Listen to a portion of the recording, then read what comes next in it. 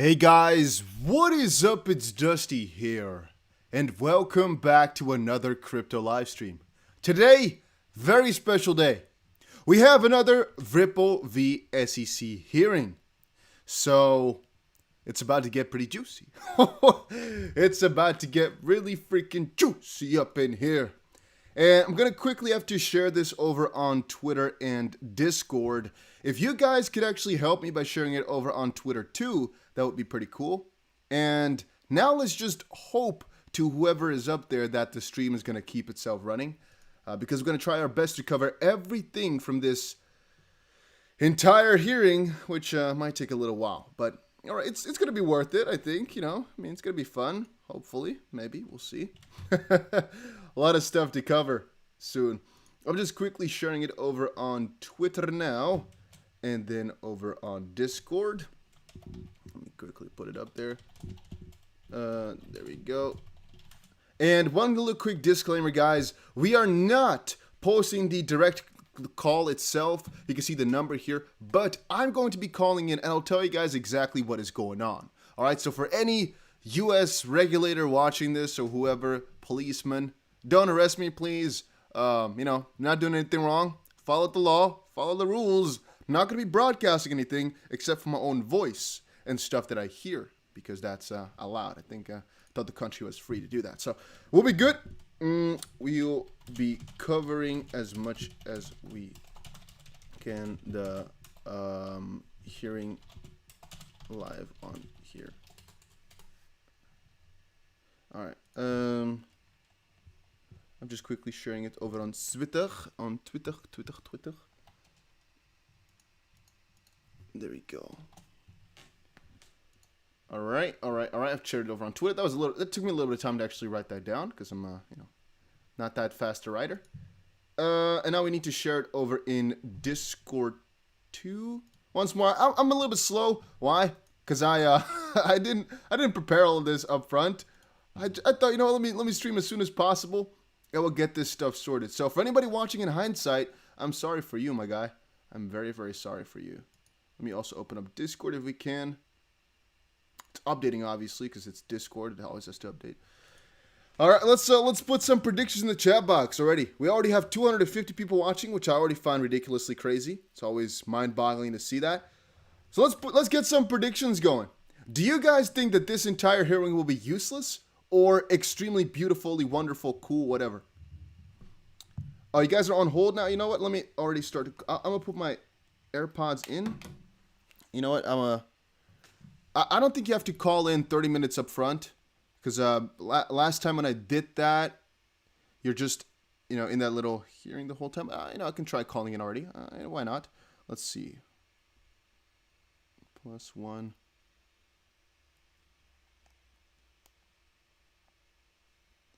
Let me see if I can call in.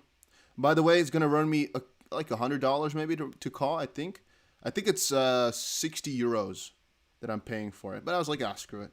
It's worth it. It is worth the effort. Whatever. All right, let me quickly call in. Let's see if it works.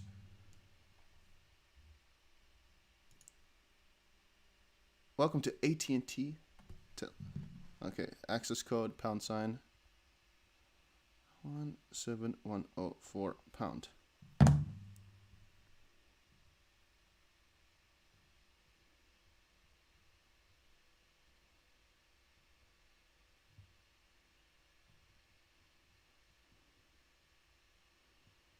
All right, boys, we're on hold.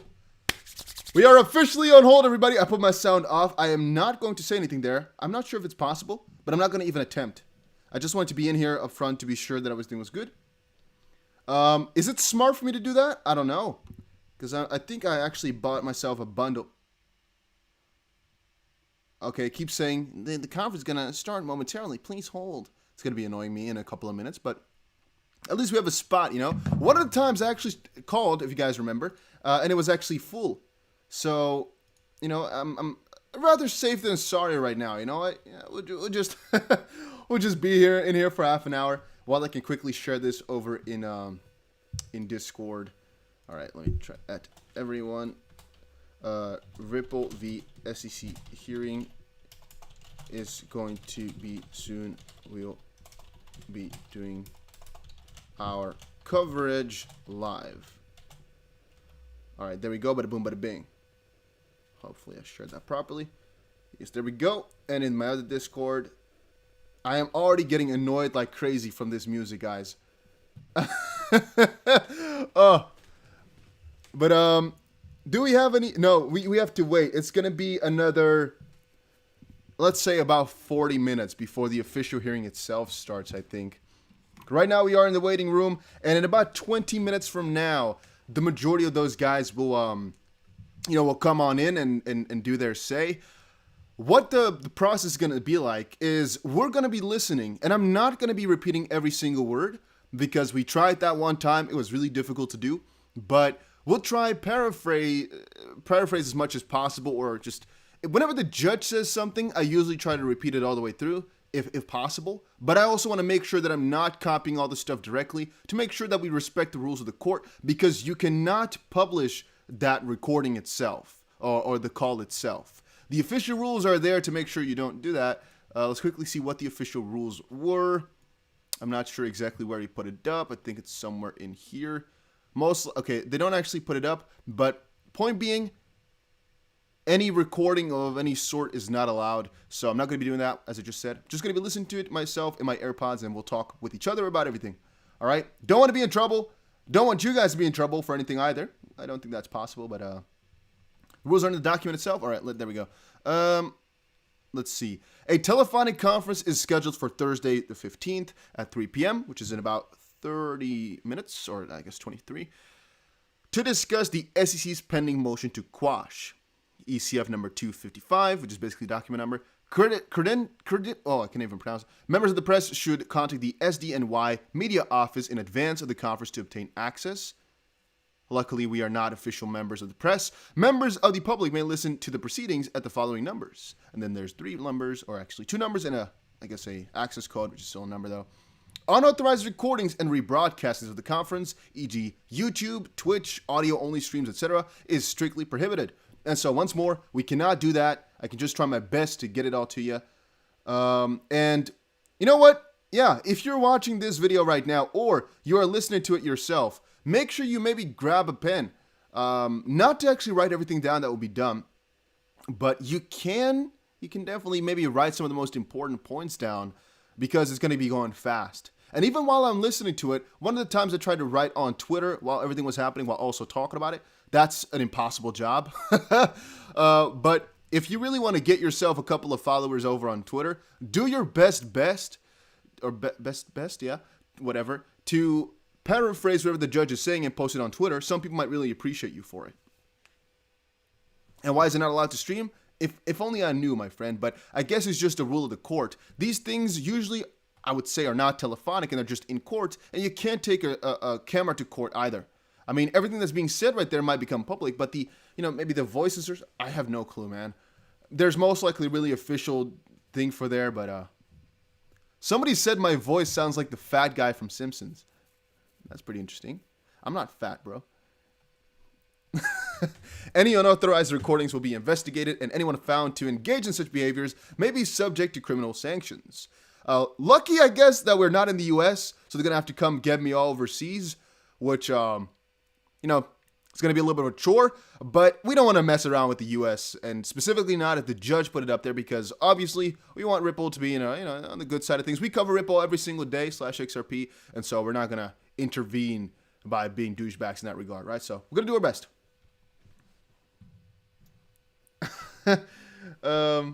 But yeah, how many hours is the hearing? Mostly 1. It usually takes about, let's say, an hour or so, full way through. So it's going to start in about 20 minutes. Then the first couple of minutes is just the judge introducing the lawyers and saying, hey, is every party present, and all that stuff. Then let's say about 10 minutes in, maybe 5-10 minutes in, sometimes 15. It depends a little bit. They're going to start, with basically the topic at hand. Or usually it's one of the defendants, or, of course, I guess it's just either SEC or Ripple side who basically explains what's going on.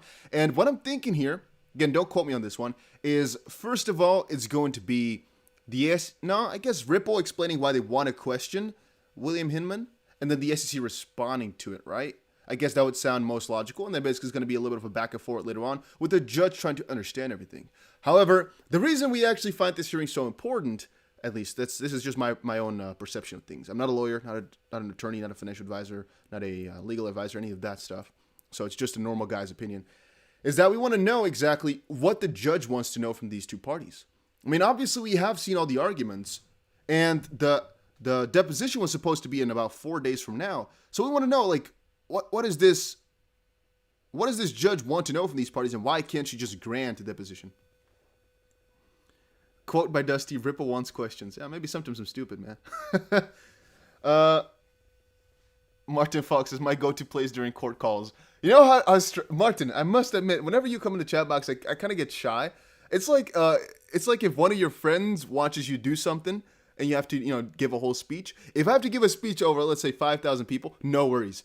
If some of my friends or maybe my family is watching me, just eyeballing me, I'm gonna shiver, right? Because I don't know, I feel just so uncomfortable, and it kind of feels you feeling that same way too, man. If you're watching, I feel kind of, I have to say the right stuff, otherwise I'm being judged. I don't know what it is, man.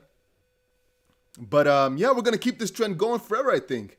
Last time in Dubai, when I had to call in, cost me a whole freaking fortune, at least, to call. One single call cost me, I think, $200 or so. This time it's just 60 euros. Why? Because I signed a new little, what's it called? A new abonnement, subscription for this specific call. But it's going to be worth it, man. Hopefully we get some juicy stuff. And in the end, it's all an investment in the content as well, right? We can see it that way. It's all fun and games. By the way, if you are all watching right now and you want to support me, the best way to do that is not with money. No, it's by pressing that like button.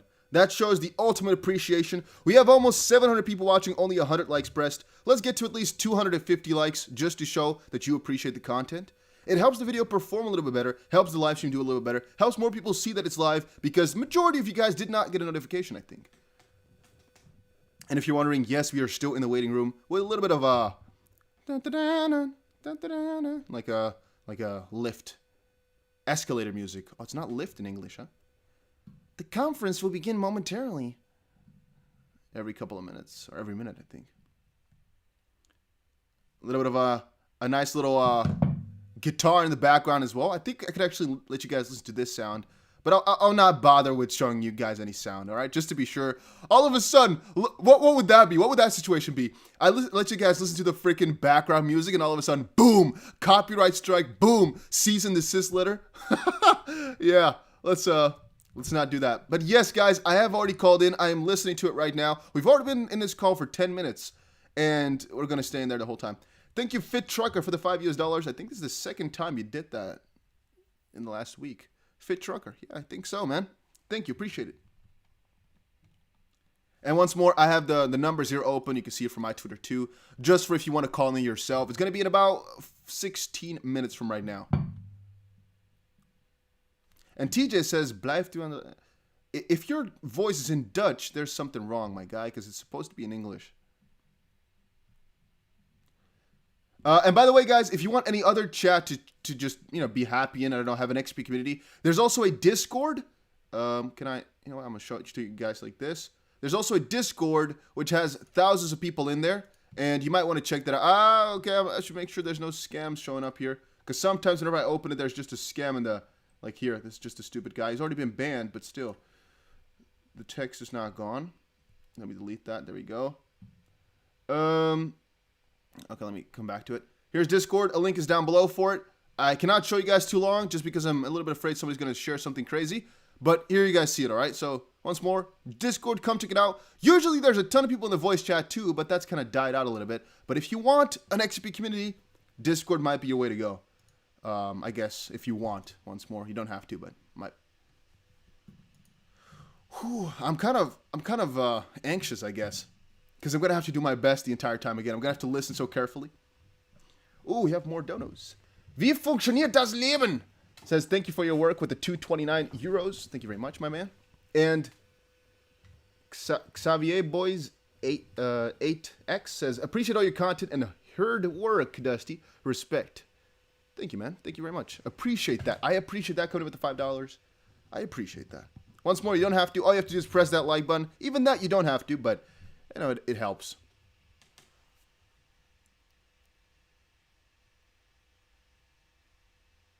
Say that name again. Wait, am I saying something?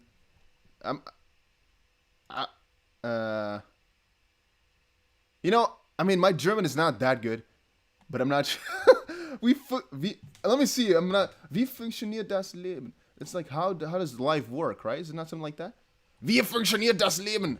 I always say it like that. That's my German pronunciation, my man. I'm so sorry. If that's rude or disrespectful, how does life work, right? Wie funktioniert das Leben? I like that. I like that name.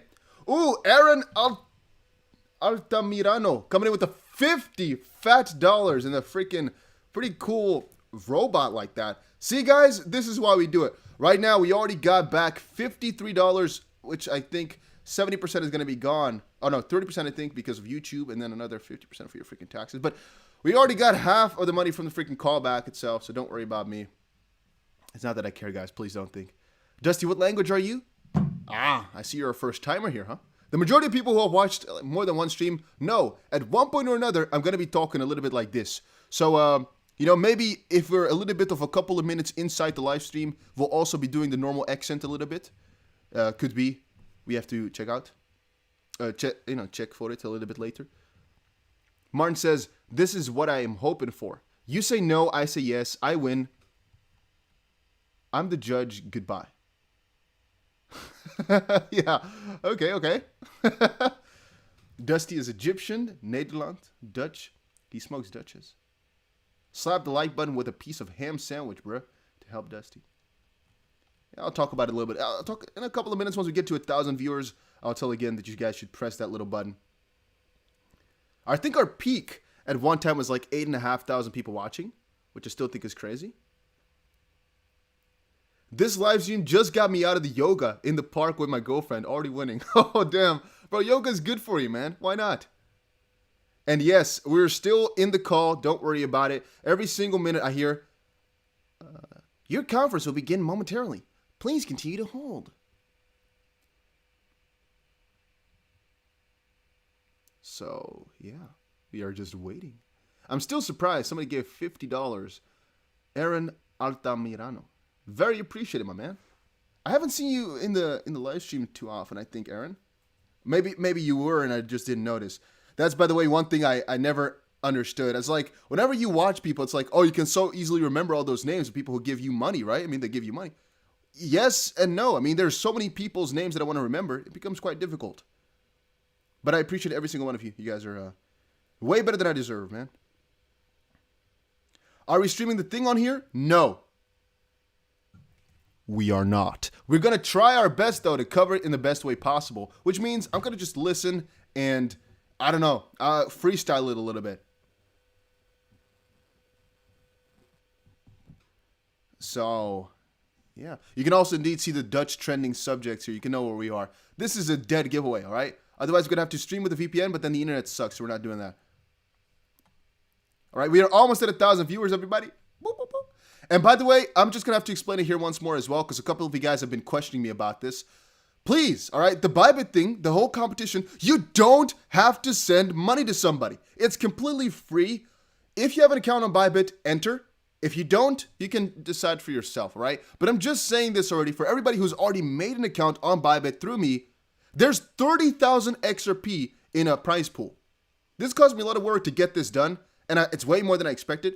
But the minimum requirement of money in your account, not money you have to pay, is 300 XRP, which basically is the same way as saying this. If you have this is an example, right? It's not the real thing. If you have a Binance account and you have 300 XP in there, you're done. That's the same thing as this exchange. Have 300 XRP on there. You can enter the trading competition. You can win in total 30,000 XRP. And it's just you guys. There's only 50 people who have entered right now.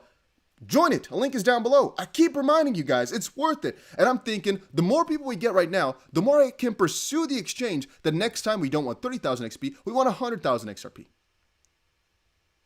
And if you can't use the VPN in your, if you can't use Bybit in your area, that's, I don't know what to say, all right? Are there solutions to it? Potentially. Can I say what you should do? No.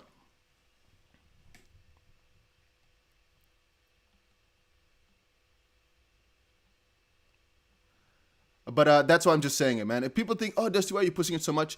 Because it's free money. You literally can trade for, in total, you have to trade, volume must be $100. All right, so this is the volume you need to have. For example, if you have 300 XRP, you turn it around once, you can literally win 7,500. So, XRP that is. I don't understand. I'm going to be entering myself, as you guys will most likely see shortly. My name will pop up maybe in the ranking as well, because I might win. All right, if nobody else enters, if there's just 50 people, might win. Who knows? It's worth it. If you don't trust me, don't do it. But why would I lie? There's 1,000 people here witness.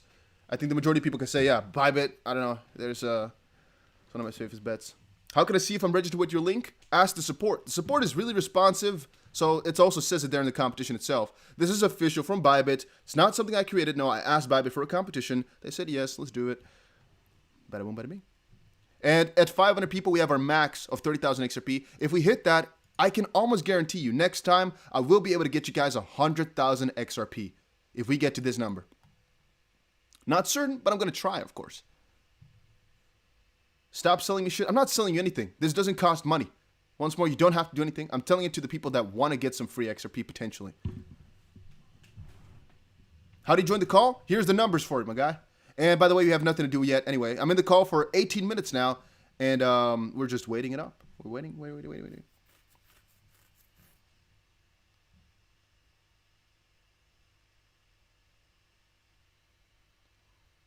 I'm starting to get the drill of this little escalator music right here. Elevator, escalator. What's the elevator music, man? I'm starting to feel it a little bit. It's a nice little banjo-y tune. I have no idea how to replicate that, but it's pretty juicy.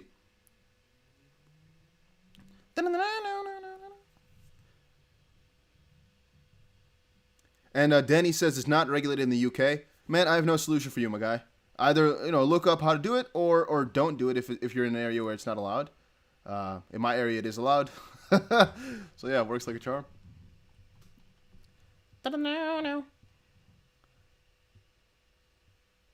If you have 300 XRP on Binance, can I join? Well, you need 300 XRP on that specific exchange, right? So that's called Bybit. But I'm not going to explain how to send it over and whatnot. If that's all you got, bro, just stick with having it on Binance. Just don't do anything. It's not for everybody. It's just for the people that know what they're doing. Using Bybit is another chore, but we'll not talk about that today. And guys, we have more than 1,000 people here. If you're all appreciative of what we are doing, make sure you press that like button. We can get to at least, we should theoretically speaking be able to get to 1,000 likes, but let's get to 500 likes at least. There's 5,000 people who have pressed this stream on over the last hour or so. You can see it here. I'll show you. No worries. This is what I'm looking at. There's 5,000 people in total who pressed it on. You can see we have 350 likes. What's this ratio right there? It's not good. It's not juicy. Oh no. And so yeah, sometimes I have this open, sometimes I only have the chat open. But here's what I'm looking at the whole time if you're wondering. Pretty juicy, huh? There we go.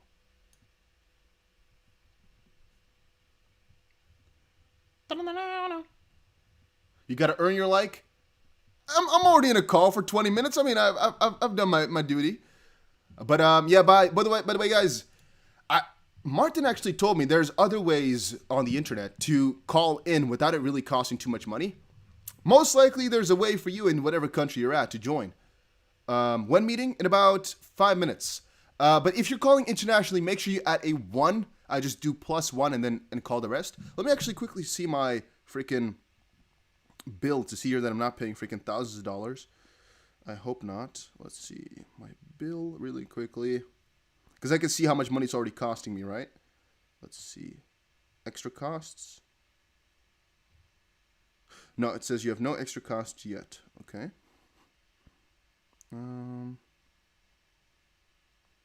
Total per month. Yeah, I think we're good. Yeah, I think we're good. All right, we're good to go. Was just checking. I already told you it's 60 euros.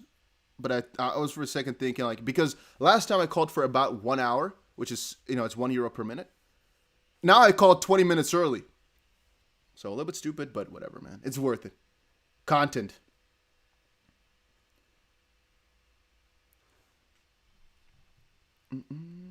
Somebody says bybit deposits and withdrawals are temporarily restricted. Could be. Maybe because the spot feature just came about. But once more, if this exchange goes rogue, that's gonna be one of my big questions, because I actually know the people, some of the people that are in there, and I literally talked. I've seen the guy's face of some of the people over there. So no, I trust this one more than Binance.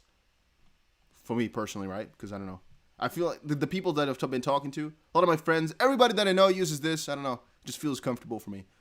But you do you whatever you think is safe, man. If you don't find it safe, don't use it. It's the freaking rule of thumb, right? Don't just trust somebody else on the internet. If you don't like it, don't use it. It's not difficult. Dusty, what are your thoughts on Shiba Inu? I hold some. Dusty, do you have a referral code for Bybit? You just use the link down below. It's the simplest thing to do. And once more, if something happens, I'll just explain it a little bit more before I will stop talking about Bybit. Don't worry about it, guys. If something happens, there's a support. Just contact the support. There's a little button on the bottom right all the time. Contact the support. If it doesn't work, go to Discord, send me a message, and I'll make sure it's fixed. Don't worry about it. If anything goes wrong, contact me. Don't contact me if you don't know how to send money somewhere, all right? Please don't contact me for stupid stuff. Only if something goes wrong and you believe it's not your fault. I'll help you out. I got you. Yeah, BitBoy, Carl from the Moon, Crypto, everybody. Dusty, no reveal pic, please. Maybe a stick figure drawing. Remain the crypto man of mystery. Maybe I should. I don't know, man. I like the face reveal. I like the appeal of it, of just having a face to the voice. Then again, I also understand for my own sake, it might not be the smartest thing to do, but I don't know what is smart, man. Somebody says I've seen Dusty's feet. That's interesting. Have you? That's ooh. Are you streaming or just reporting? You'll see, Daniel Owen. You'll see. We do what we do every single time, which is we are listening right now. I have called in. I am listening to the background music. We've been in the call for 24 minutes, and I'll tell you guys exactly when things start and when things start to roll and whatnot. Most of the time, it's just like the judge, or no, one of the attorneys saying in, like, present, blah, blah, blah. And the judge asking a couple of questions. We'll see. Dusty posted a pic of himself on Discord. Did I?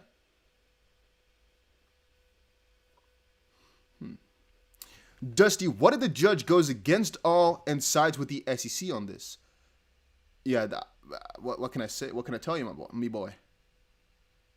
Can anyone join the call? How? Well, look in front of you and call the number that it says right here. If you're in the US, use that number. If you're internationally, do +1 and add this number to it. And this is the access code, but it all, it all speaks for itself. And like Martin says, for all of those asking, you are not allowed to stream or record. So this is the best thing that we can do. Is just listen to it and talk over it. Will I be, saying every word again like they say? Depends. If they go really slow, it's possible. But those guys talk pretty fast. Not a native English speaker. I try. Let's see how many people we get in the chat box this time, huh? Last time we got 8.5 thousand, but that was in a bull run. In a more exciting period a little bit. But prices were doing boomy. Right now, prices are a little bit down, so let us see. All right, let's do a poll. Will the hearing be good and good or bad?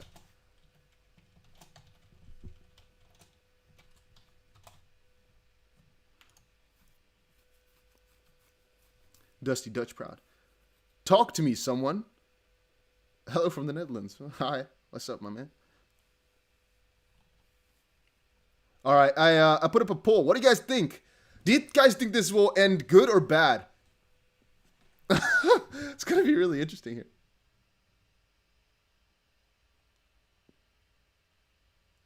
Wait. 2,682 participants in the call. Wait, did you say something to press? Shit, I didn't listen. I wasn't focused. No, what did she say? Did she say press star pound? What did she say? Guys, wait.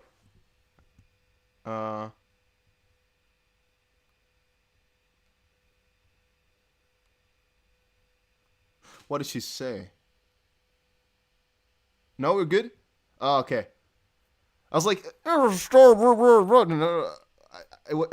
stopped the freaking music, and then all of a sudden it came into that one. I didn't listen properly. She didn't say anything about us. If I messed up minute 1, I would crap my pants. You would see it live as well. I guess you'd hear about it. You won't see it. Okay, so maybe I should have asked the question differently. Do you guys think that he will be deposed is basically the question that we should be asking. And it's silence on the call, yes. 2,682 people attending. That's crazy. But I bet you we're going to have more people in this stream soon than are actually calling in. Just wait for it. Dusty, a bit rusty? No, I wasn't prepared. I mean, I didn't see it was 9 just yet. And the music stops like when she starts talking. So the first couple of words is hard to hear. But we are good. We're good.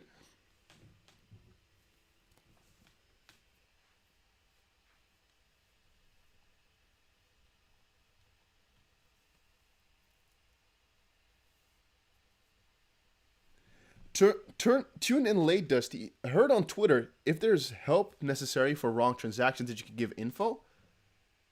I have no idea where you heard that on Twitter. I have no idea what you were talking about. I don't know exactly what you mean. And now it's like awkward silence, man. You see, this is when you get used to the freaking little background music, the little escalator music, that all of a sudden you start to miss it when it's gone. May I have to slow the chat down, Dusty? I will do that. I will do that for you. Let's see. Oh, wait, there's new buttons all of a sudden. Wait a minute. But, boys, I can actually put on subscriber-only mode. Okay, screw everybody who's not subscribed.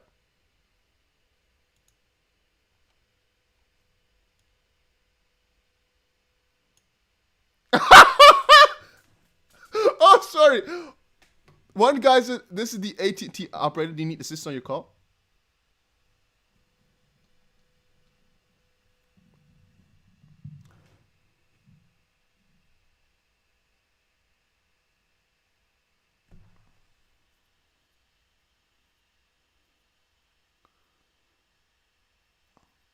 Some people are on hold, the AT&T operator says. So they're fixing something.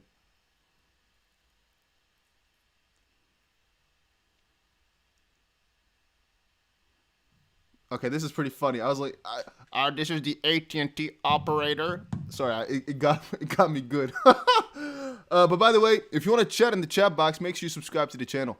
That's all you got to do. That's freaking, that is stonks right there. You don't have to pay anything for it to be subscribed, by the way.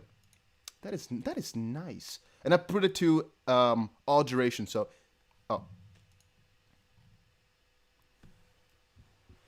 AT&T guys just talking. Sorry for the inconvenience. Okay, we can hear the judge though. I think that's the judge, right?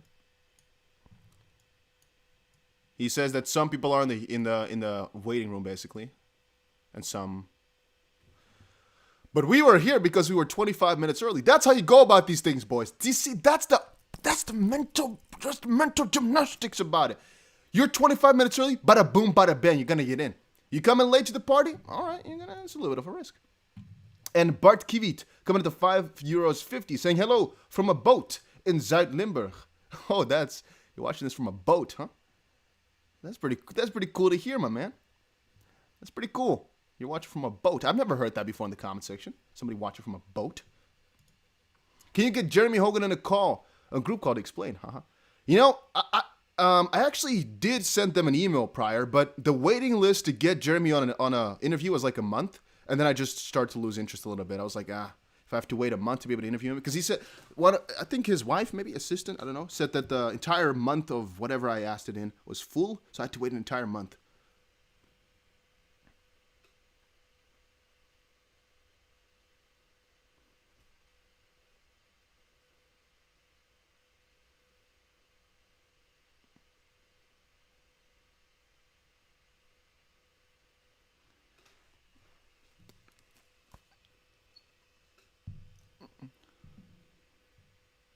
Okay, he's basically saying that the majority of people can just hear her.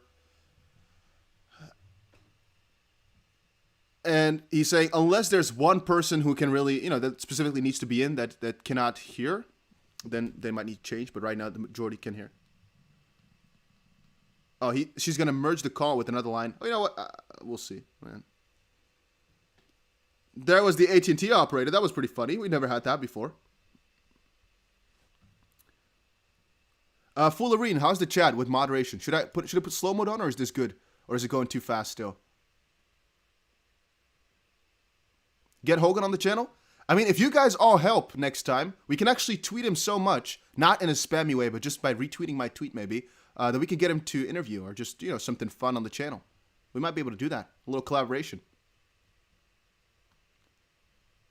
Too fast? I'll put the chat on slow mode. But I don't know where the button is. Things changed, all right? The buttons are different.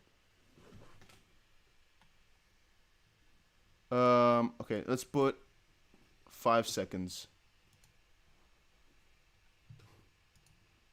Activate slow mode. Maybe I'll put the slow mode longer, but we'll see 5 seconds for now. If you guys are saying we should get Jeremy Hogan on, I'll do my best, all right? We can get that done. It's possible. Don't worry about it. But you guys need to show some... Hey, you know what? If this stream eventually gets over 1,000 likes, which I think we will, I will put... No, I should put the like requirement higher. Should we do 2,000 likes? Okay, let's see how many people have joined the stream in total. There's been 9,000 people who watched the stream in total. If we get to 2,000 likes at the end of this stream, which is going to be in like an hour or so, I will do my best ability ever to get Jeremy Hogan on the channel. And I'll get him in some sort of... Not now, I don't think. Because I don't think he's going to respond, because he's also listening to this right now, right? But I'll do my best. You know what? I'll send him an email right as we speak, because this girl is taking a long time to get the call to go on. I'll send him an email right now as we speak. You know what? No worries. I got you guys. Let's see here. We should maybe orchestrate an email together, so that's more professional, because I don't speak English properly. Let's see. What's the last thing No, I'm not going to disclose whatever I sent last time. That's rude. Let me see. Okay, let me look. Hogan. Oh, who's Rachel? There's okay, there's oh damn. Alright, they're starting already. She wants to double check if there's a court reporter on the line. That's all. Oh, we have a court reporter.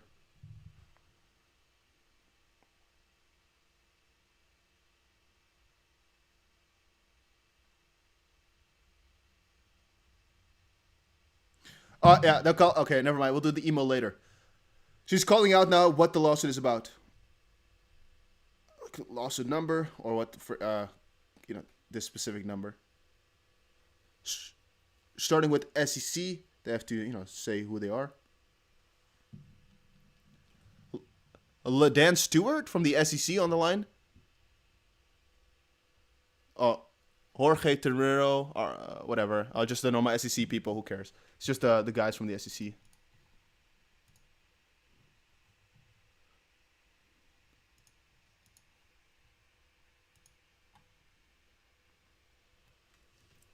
Oh, now Ripple Labs. Gregory, I don't know what his name is. Reed Feigl. Whatever. Who cares about who the attorneys are, right? I don't know their names. They're really difficult. I'll talk about them when they, when they speak. The judge basically calls out their names, or they have to call out their own names. So whenever they talk, I'll tell the name. But who cares about the freaking name of these guys? It's difficult to, because the line, by the way, it's not that crisp. It's not. Martin Flumenbaum.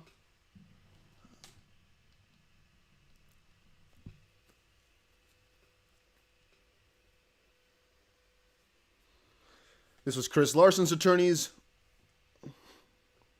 And Mr. Gunhouse attorneys now. Starting off with Solomon, of course. Our main man. Nicole Tats. I don't know, man. I don't know those guys.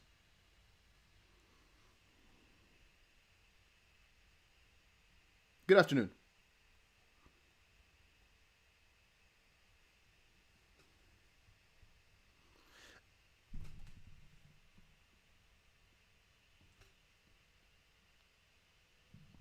Yeah, she's now starting off to actually quickly explain that you cannot, if you're calling in, that you cannot record or rebroadcast this stuff.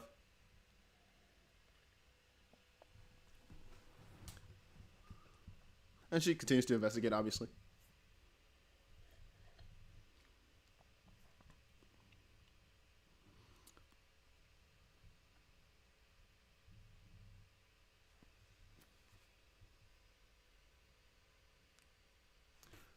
Uh, they'll notify the United States Marshal Service, blah blah blah. So obviously, once more, for any SEC official watching right here, or any freaking, I don't know, Marshal, we're not doing anything illegal. All right, don't worry about it. Dusty sweats every time they say something about that. Yeah, I do. Can you hear me, guys? Can you hear me properly? Some of you guys are saying I hear nothing. Are we good?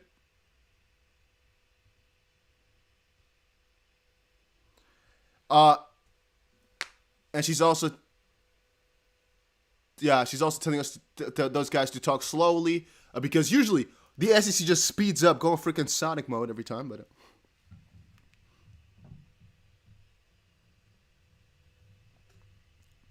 all right, now she's starting, boys. She has the letter from the SEC to quash this deposition from William Hinman. Oh, Mr. Hinman? Is that his name? Oh, no, okay. Okay, now I see. So, yeah, she's just calling out the dates. She has read all the letters, she says.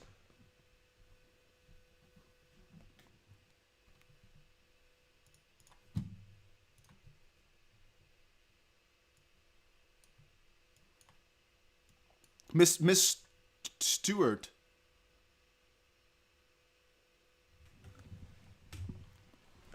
Okay, this is a doctrine she talks about now, which goes back 80 years, which is about a high-ranking official. So that's the first, basically, defense the SEC has put up.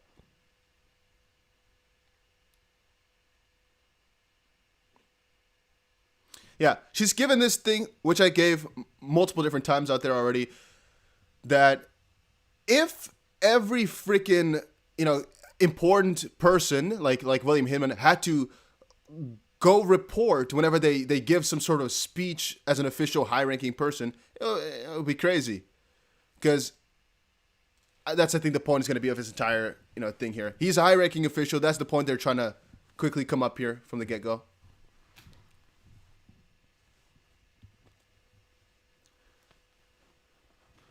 Okay, he's also now trying to argue that because he was a high-ranking official, if this type of stuff would be, something that could get him called up for or deposed, a lot of those guys would be less likely to appear publicly to do some speeches and whatnot. That's literally... Oh, second. Let's see.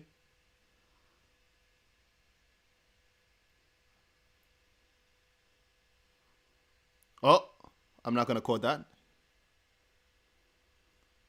Subjecting former officials' decision-making process. Wait. Yeah, this is just about the privilege, basically. That it can be, if you can hold somebody to his word from a couple of years ago and whatnot, that can be a really big deal. He's calling out, I don't want to say it, but 9/11 as an example.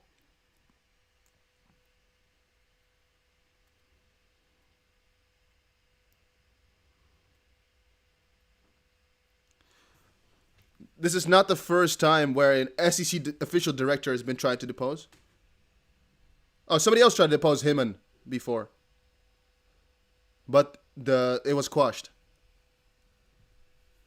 Another person of the SEC...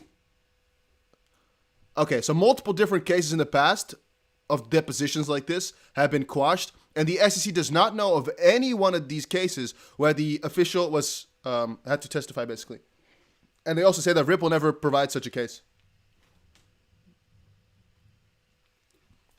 He says this would open the floodgates to many more of these things, depositions.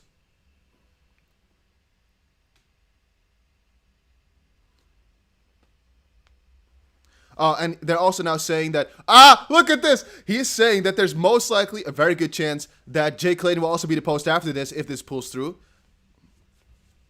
This is, again, the SEC side defending.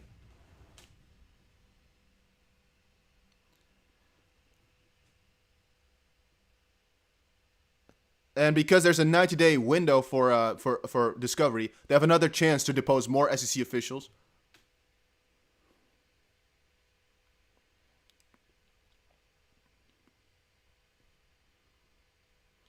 Yeah, and he's also calling out that if this pulls through, that a lot of the SEC officials, former and even now, would be subject to thousands of these depositions.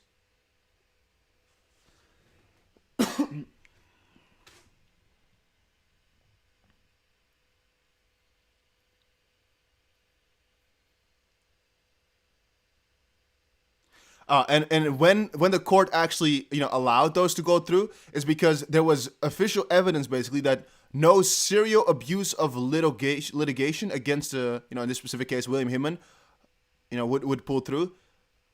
Point being, if they can confirm that or make sure that this guy's not gonna have the hardest time in the world, it'll be okay. But they cannot prove that. I think that's what he's trying to say.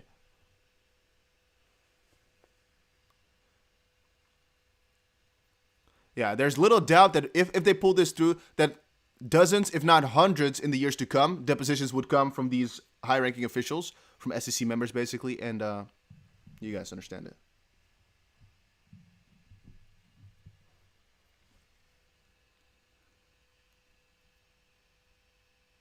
And it would deter some of those public officials from joining, speeches and whatnot, and doing public appearances.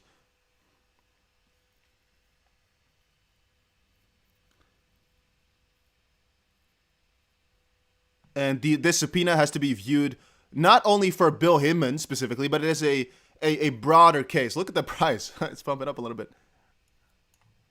This is about not only William Hinman, but about countless government officials. And this could be serial and abusive in your honest court.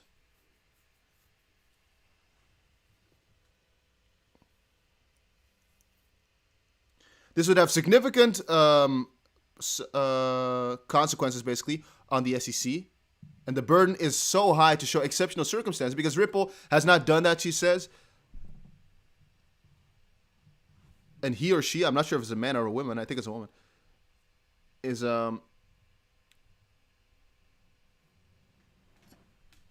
happy to go into detail, but she's now questioning or waiting to, okay, the judge is now going to reply. Okay, she likes to focus on the 2018 speech.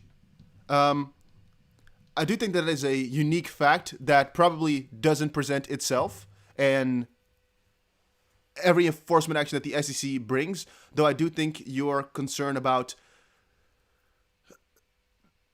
the effects of requiring Mr. Hinman to be deposed are legitimate. Uh-oh. But I do want to focus on the 2018 speech. In part, she wants to move to the next sprung of the analysis and talk about how the government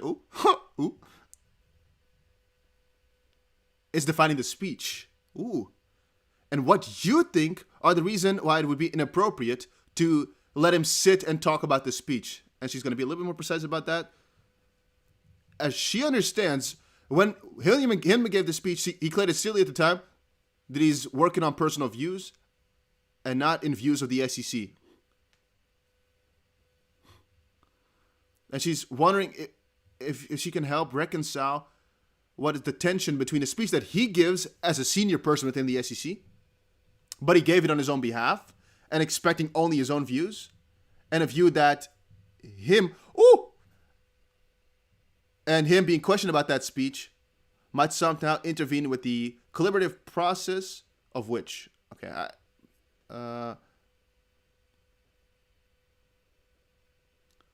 this is the SEC speaking again.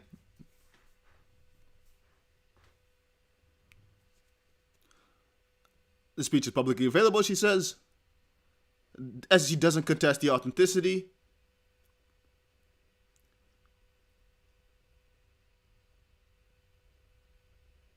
And the SEC is willing to say, yeah, he did give the speech. Okay. A speech is a speech, she says.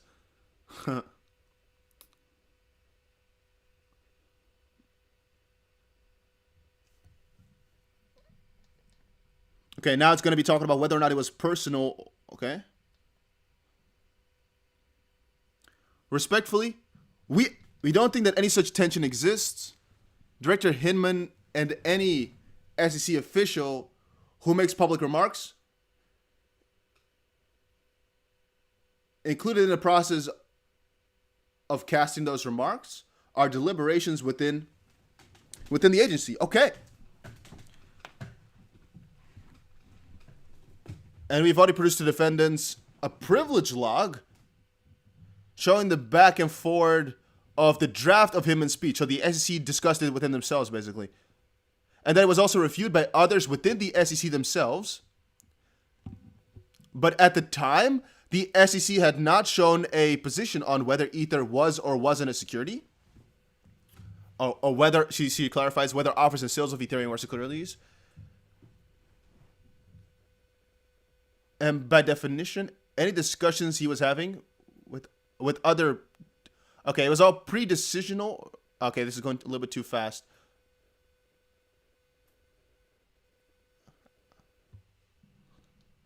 The judge interrupts. Pre-decisional, she questions. Okay, she questions, what was the decision for which the communications were pre-decisional? Decisional? I don't know what the word is. Okay. SEC says, the process is pretty clear. There doesn't need to be a decision made. A lot of time, the deliberations within an agency end up going nowhere, with the final decision not being made. I don't know what she's saying right now. Even though no final decision has been made, blah, blah. I don't know what she's saying. She says, we also have an additional case which you did not fight in our letter. And they did not include it in their letter. And she apologized for not including it. Because that would have clarified that Mr. Hinman's own opinions are still covered by this privilege law. And the SEC v. Nazio, 2009, Westlaw, 211511, District of Colorado decision, January 29th, 2009. It's basically a case she refers to where it shows that William Hinman's speech would be privileged.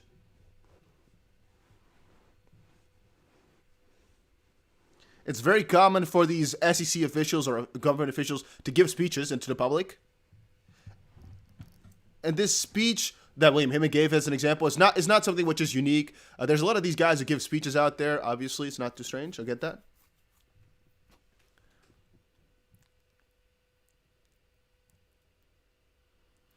Okay, and they routinely qualify their remarks whenever they gave a speech so that the public would understand it and not only just people within the SEC. That's what she's saying. The SEC is saying this. The SEC speaks in certain ways. It speaks through enforcement actions, no enforcement actions, or no action letters, informal, very formal, and particular ways. And it does not speak to the wards of its staff and commissioners. I don't know what that means. That's their end. I think she stopped talking. The judge said, thank you.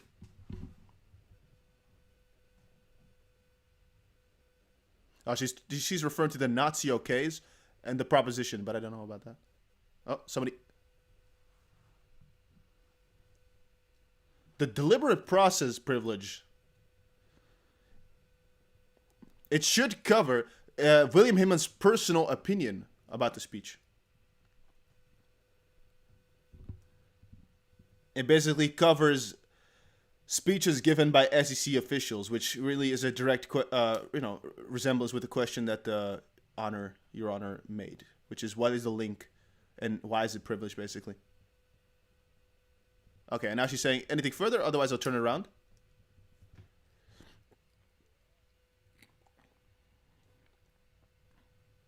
Oh, and she's saying, I would be happy to talk about everything if you have any questions.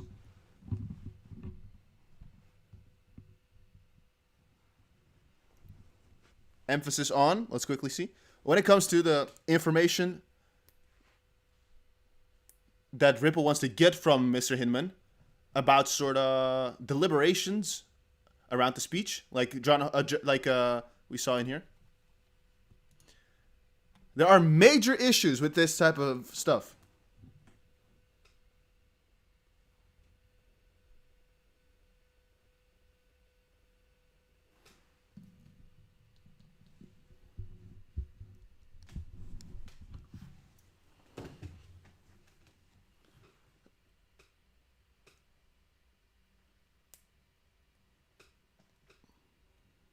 Okay, she's calling a doctrine up, I think, where, people that give their speeches should not be involved in these types of things, basically. She's putting some emphasis on the earlier point. Because they're trying to question something about the decision-making process of the SEC, or about a speech, or about something having to do with Bitcoin Ether. And that is just not exceptional circumstances under Letterman. And that's what, back in the time, with that specific case, I think, Letterman and another guy, Marco, I don't know, were trying to avoid.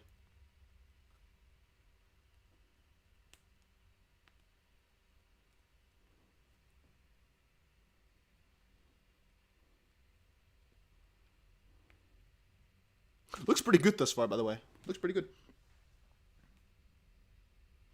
Okay, and now she's talking about any such decision about Ether would be prejudicial.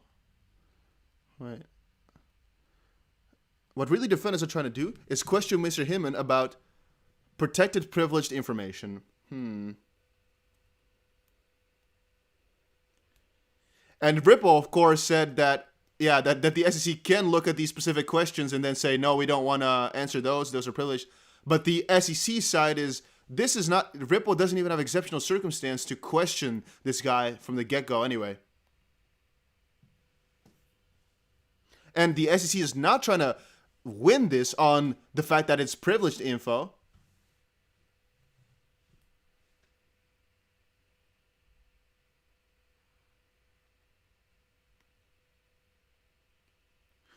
But they're not going to be able to get more info than what... Oh. Okay. She's saying the SEC will object to any specific question that is, that they could get that is more involving with what he basically said about everything around the speech. They're going to object to all of that. So they're not going to be able to get more than what the SEC has already given to them. So there's no exceptional circumstance, basically, to question him. I'm just going to stop now. Okay, guys, make sure you press that like button, by the way. We're almost at 1,000 likes. Okay, Judge asks a question. Do you believe that deliberative process privilege would be invoked? Or at prey? I don't know what that means exactly. If Mr. Hinman were to, have to answer some questions and be deposed, basically. And she's not asking why the SEC lawyer would think, why Ether... Oh, no, I don't get that part. Why did you say, if they asked that about why Ether did not fall under the privilege? Wait, let's go further a little bit. She says, yes, absolutely. Those types of questions would invoke that process about what Mr. Hinman's thoughts on Ethereum was.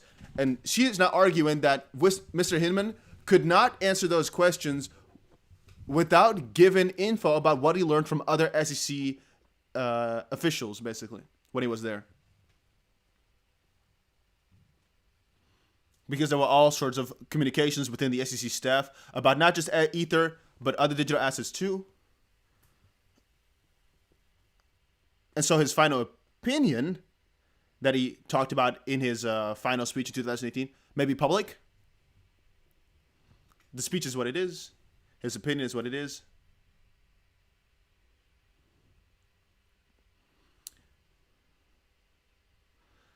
But about, Ripple couldn't really get anything further than what is already public.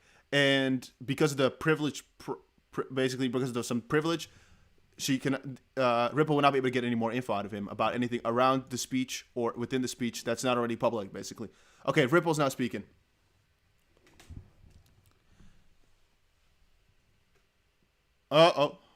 This guy's hard to understand. But Ripple doesn't feel as if they need any exceptional circumstance to show. Because William was never at the apex of any government official. He basically says it really funny. I like that.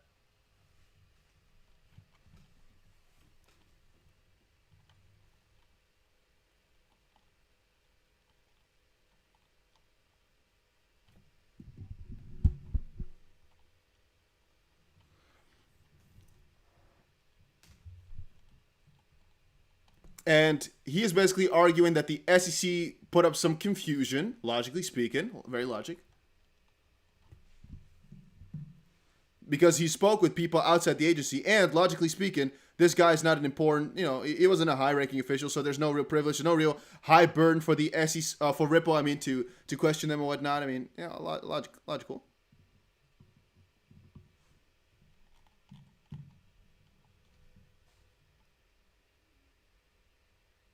And Ripple side thinks it will help to their defenses. And basically, he's arguing that William Hinman was trying to respond to a lot of the questions in the community back then, and Ripple wants to know about that. Oh, the judge is saying, why are you saying that was clearly his intent, to inform the market? And he thinks that's a reasonable inference from the speech itself and from the fact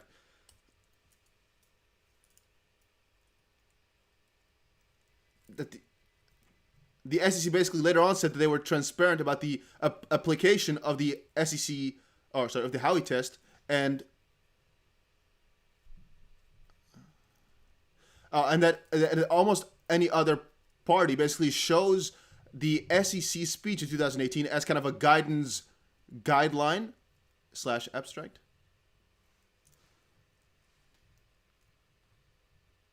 And he was not given this speech because it's a fun issue to talk about. No, but it was because people were asking for guidance, and he was given that out. But the SEC couldn't be bound by that guidance, but it was like his own opinion. And now the judge is intervening again. If your view is that the speech gives guidance because that's what you said, then why wouldn't the discussion that led up to that speech be covered under the deliberative process privilege? Okay, so she's basically asking, if you think it's an SEC official speech, then it should be privileged, right? And everything that discussed prior is also privileged. And he wants to know that, well, is it? Because the SEC has denied that. And he says, well, we want to know about that. And he says, well, we want to establish that one way or the other. If it was, then that really heightens the impact of that speech for Ripple's fair notice defense. Yeah, and the individual state of mind, all that stuff. Logical. Aha, and that will also determine about what the SEC state of mind was at any time in the past. Ooh, this is some juicy stuff.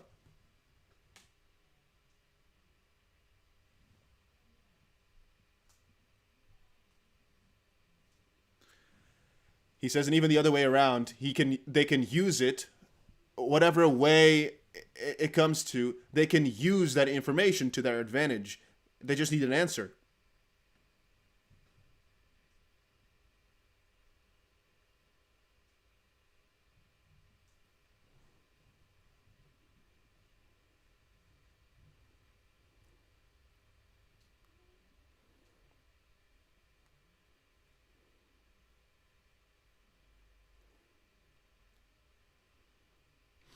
And the Ripple lawyer is now basically going that there was a deposition before where the SEC basically could reply question basis. So it has happened in the past. He's basically arguing.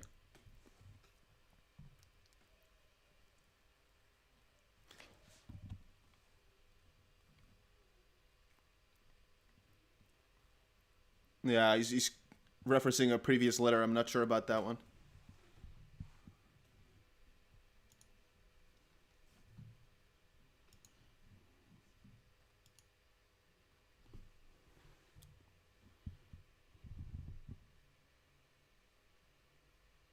Now he's going to talk about a high-ranking official. Ripple side still.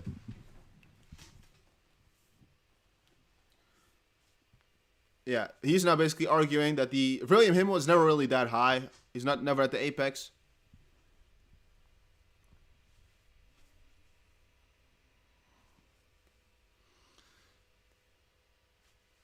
He's basically at the same position with 24 other people.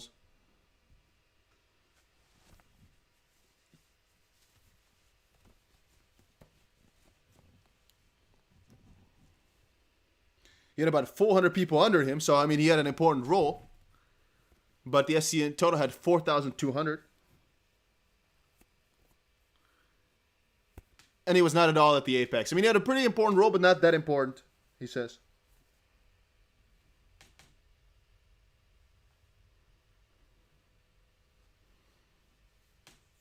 And he is basically arguing that the SEC is trying to stretch this a little bit because this is not normally how the court applies this, and he's calling out some other stuff. Doesn't really matter. In this specific context, he wasn't really a high type of guy.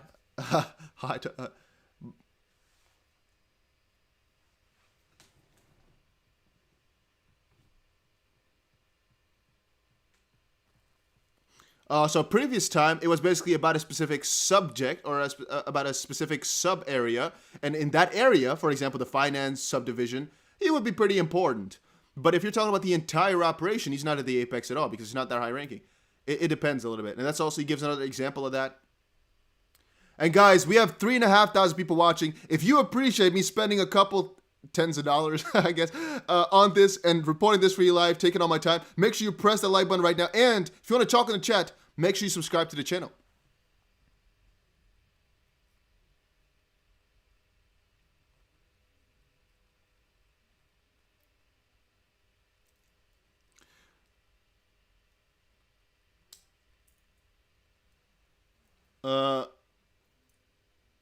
And he's saying, yeah, but William Hinman would never be distracted from giving any duties to the public because he has no objections to the public. Like he's just a normal man. He's not a SEC member anymore. So don't be worried that he's never going to be able to make public speeches again because he's just a normal member of the public. He's not an SEC official anymore. And so he says the only burden is the insinuated return. That if this stuff became a routine, it would become a problem getting qualified people to serve.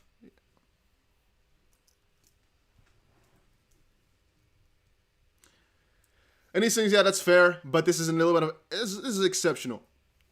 Okay, circumstance. Yeah, and what I think the point is going to be right now is that any person, whoever thought of becoming a SEC director or director official, but that it wouldn't stop all those guys from being like, you know what, I was going to become a SEC director, but now because that's one speech that guy gave back in the past, no, I'm never going to give a speech anymore now because he's saying, nah. And I was going to talk about the first-hand knowledge. This is not the judge. This is Ripple's lawyers.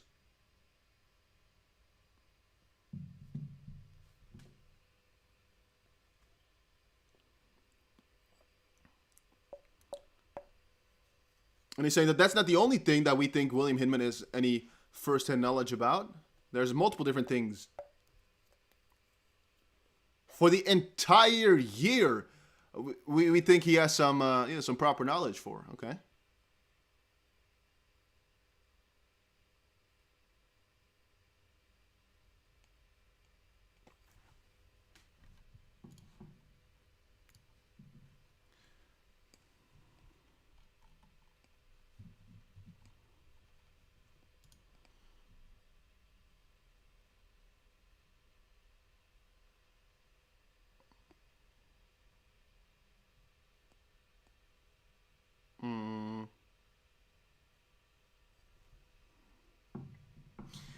He's talking about back in the day about giving clarity, and he's given the stance of people's mind, relevance to how people saw XRP and how even now I guess they should see it under the Howey test, the thoughts of back then.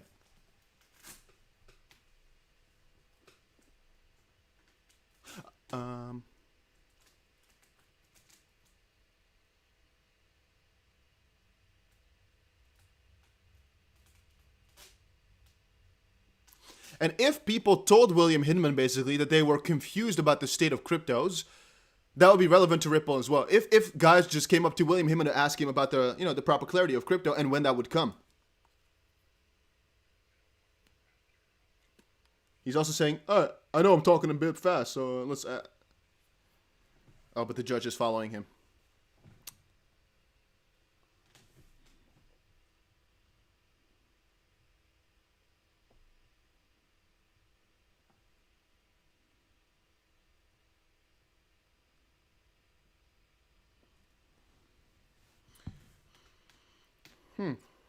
I believe that he's now saying that they discussed with the SEC to get some info about what they discussed with William Hinman, and they actually did not object about that info.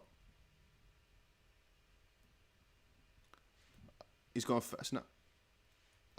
SEC's now talking back. He's starting to interrupt. She's questioning. He met with the founder of, because he's talking about consensus and the Ethereum Foundation. She's saying again. Can you repeat it again? Oh, this lawyer is coming in hot. Okay.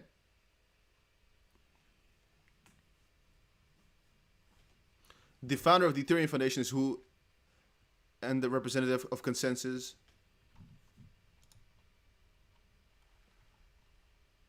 A leading software development company for Ether, obviously, yeah.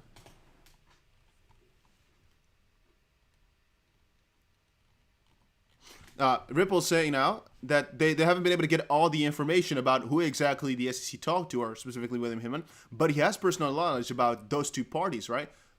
Like John Dean said already.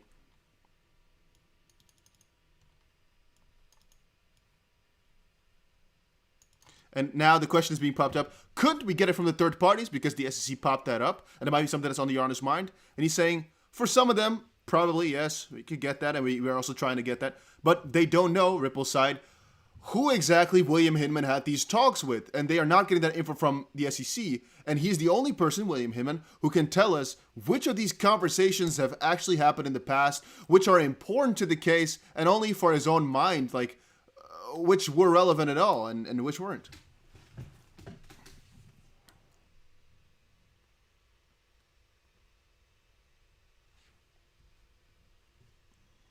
And he can also tell them where to find the evidence that they want to have. I think the judge is now saying, oh, on that point, if you're coming to me and you're saying that you want to depose this person because we need to know who you spoke to in those meetings, I would say to you, there are definitely easier and less intrusive ways to get that information. That's very, that's very true. And I mean, Hinman had a lot of staff and a deputy and whatnot, so they were all at those meetings, so you can most likely find a different way to not disturb him and ask about that.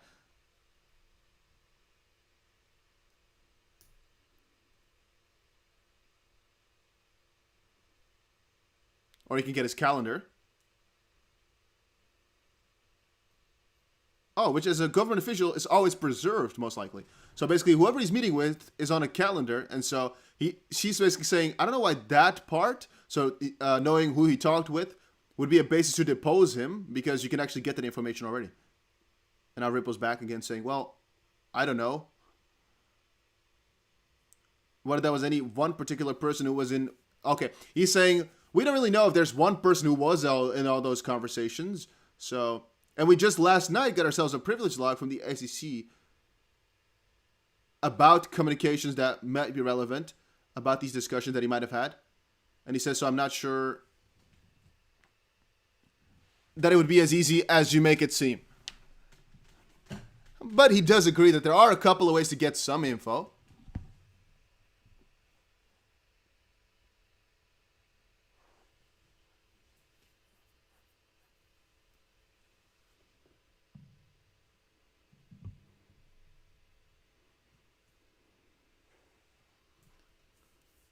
And Riverside is now saying he's probably the best source of information for all those questions.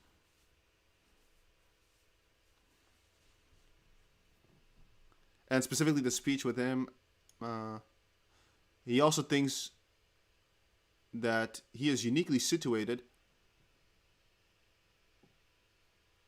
to kind of figure out whether or not the speech itself was, kind of thumbed up by the SEC or not.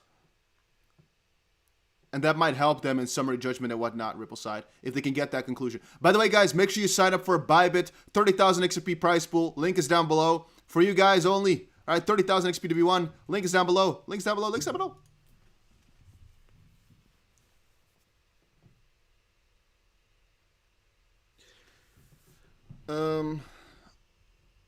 He's going to be a significant first-hand, unique source of knowledge on a couple of different pieces around this speech. That's all. That's what he's saying. He's given a lot of words. He's not saying that much, though.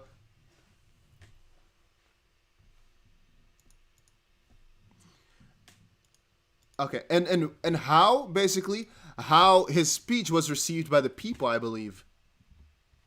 And if people told him that they understood whatever he said as guidance. Actually, that's a key part. I'm thinking about it now. Huh. And whether or not, of course, it was his view only or about the agency too.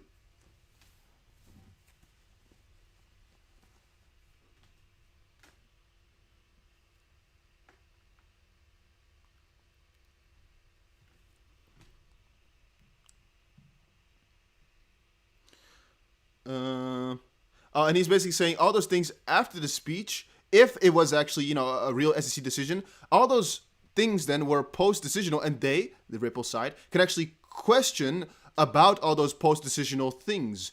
Right now, it's like just his own opinion, so they can't really ask too much about it. But if it would be post-decisional, then they could. And that's again what Ripple's saying now. It doesn't really matter whether or not it was the SEC's official speech, yes or no, because on both cases, if it wasn't, Ripple will be able to, question it more. And if it is, they will be able to question everything that happened after the speech because it's an official SEC decision.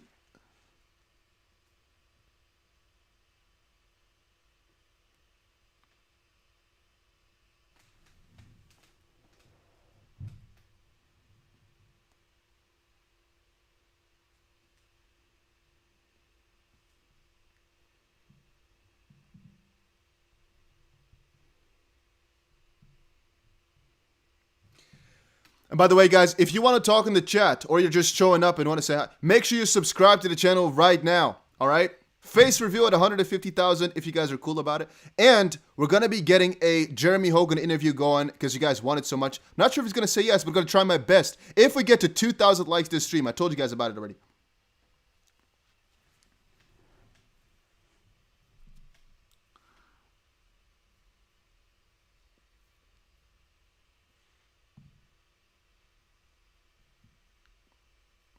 Yeah, all the stuff he's saying right now is not too important.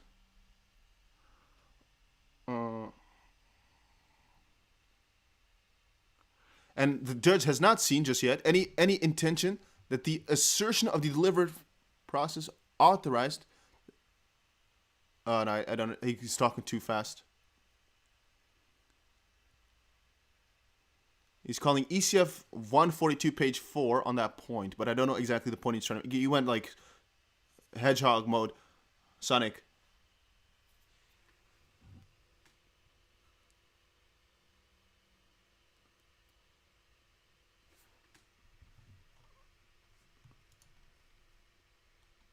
And he's saying, you know what, this is not an ordinary case.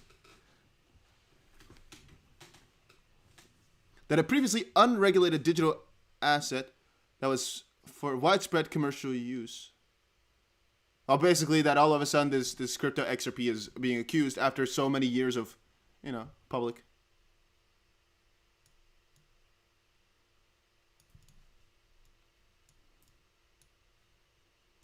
Hey, he's calling out the massive losses of the XRP holders now.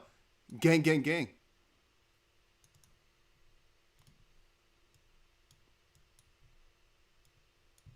And it's now really confusing, the status of XRP, and it's affecting, decision on Ethereum. I think in the past.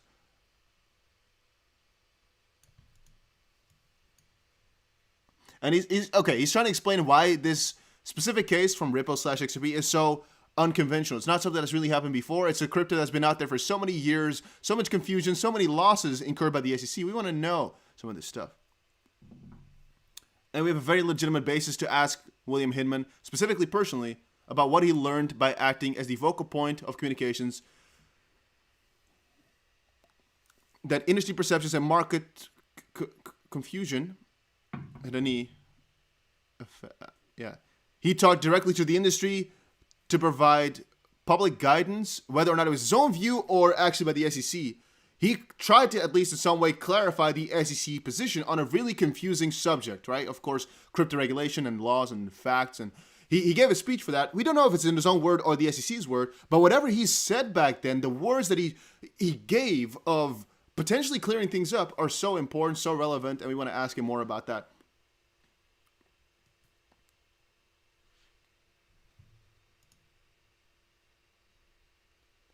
And it would prejudice their defense if they were not able to ask at least some questions. And he asked if the motion can be denied. And the judge is saying, thank you.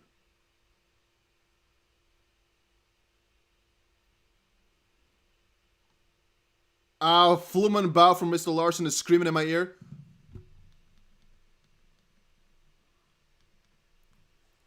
He's pointing out the obvious inconsistency in the SEC's argument. This is Chris Larson's lawyer. Yeah, he's coming out to say that the SEC is showing some different signs.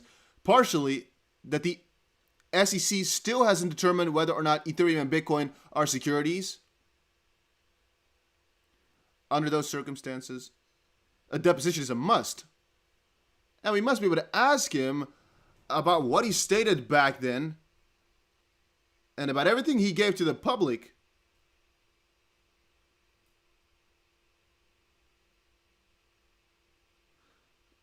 And he's saying that he's saying that after the deposition, the SEC has taken an improper position on the basis of deliberative process. But they'll have to deal with that a little bit later to kind of punish the SEC for that, I think, kind of.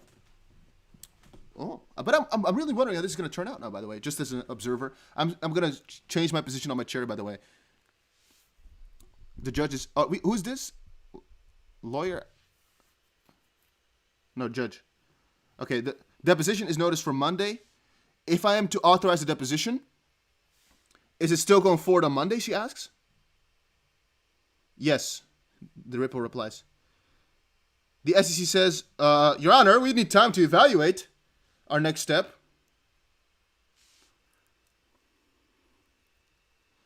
If we want to allow this to go forward. Maybe the parties have agreed on Monday, but, the SEC might not be ready. And the judge is saying, okay. Ripple says, well, we already put everything up. We were already ready. We already adjourned everything. And Fulmabum is screaming in my freaking ears, man. This guy, holy smokes.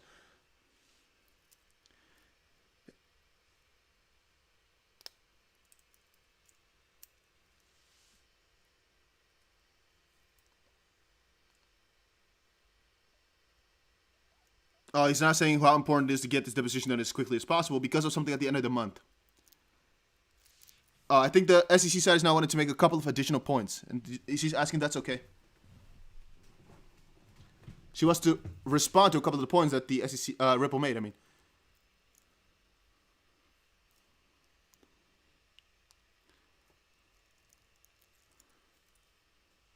She's saying it's becoming obvious now that they want to question William Hinman twice. What? Because they want to ask him about everything. And then they want to bring that record tier on him. They basically want to depose William Hinman twice, is what she's arguing. And that sort of litigation strategy is not an exceptional circumstance under Letterman.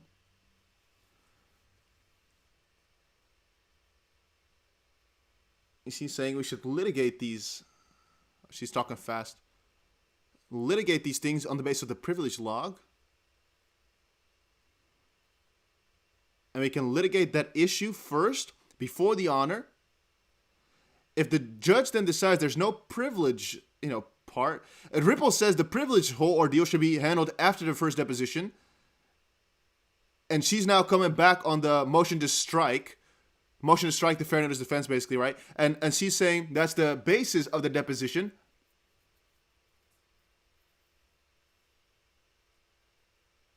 Oh, she's going into a difficult part now about what is objective, what is market participants, state of mind and whatnot about the fair notice defense and the strike of that one. Ooh, she's calling some, and she doesn't really understand why it needs to be done now. This is stupid in my opinion. She's saying, discovery does not end for a couple more months. There's no reason why this deposition needs to be made right now on this record. Okay, she's changing tactics, I think, from, no, this shouldn't happen to, shouldn't happen now. Wait, judge is intervening? Judge is intervening? You raised the Nazi, okay, she says. which is the 12-year-old case, 11-year-old case. And they're scrambling to find it. It says, based on what we've read now, that in that case, what you thought was persuasive, the deposition actually happened instead of not happened. And that was an official ruling on the privilege assertion. Are you suggesting that Nazio is not a kind of president you want me to look to? So SEC messed up? Oh. She said, no, Your Honor. Nazio had a more junior SEC official. There wasn't a dispute about whether or not it's appropriate under Morgan and Letterman. That case is about the deliberative process, not about the larger issue about a high-ranking SEC official and whether or not he should be deposed. And back in the time, when we talked about it just now earlier, that was the point that we wanted to raise about that specific part of it. Oh, that's the SEC. Okay. SEC still talking. By the way, guys, make sure you subscribe to the channel right now. Make sure you subscribe. Make sure you press that button.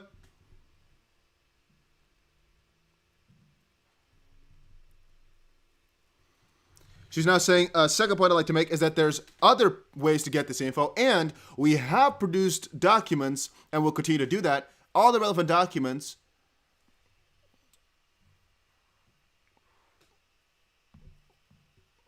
There's no basis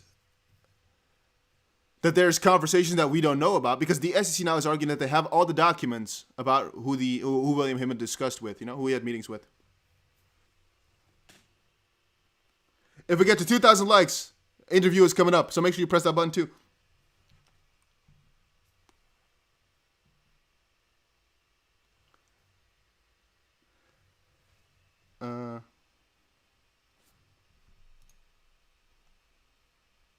She's talking now about the April 6th conference. When Your Honor asked a question about if the SEC has made the public announcement through the speech of William Hinman about Ether, then why is it that conversations that William Hinman or whatever SEC officials conversation might have happened with the public or third parties is even relevant? That's what the honor has asked.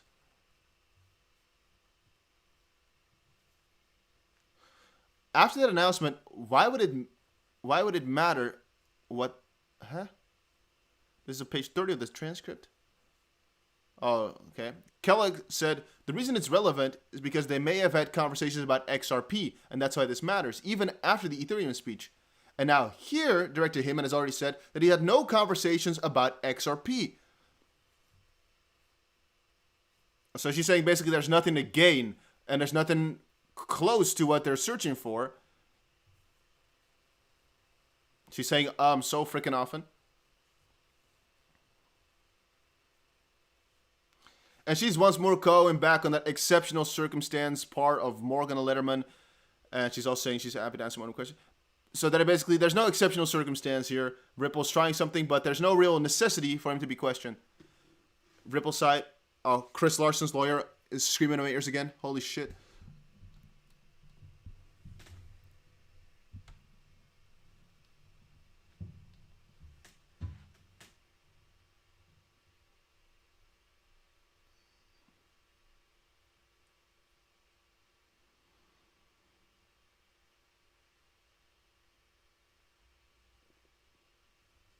No, I'm not, Gust. I will not. Only if we get 2,000 likes.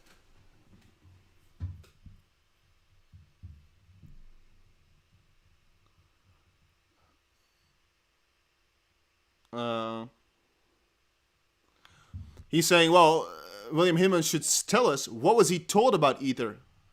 And those are proper questions in that same, area.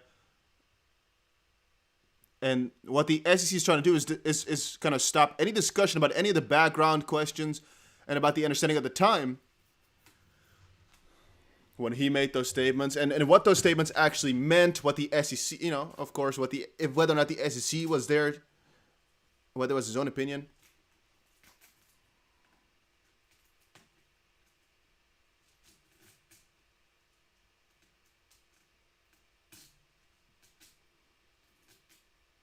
And he's now basically saying we'll come back to. He's I'm not sure exactly. He's saying about something that they'll challenge it though. Ripple side, something. SEC side coming in again, I think, or is this the judge? She said. One moment. Let's see. I'm not sure exactly.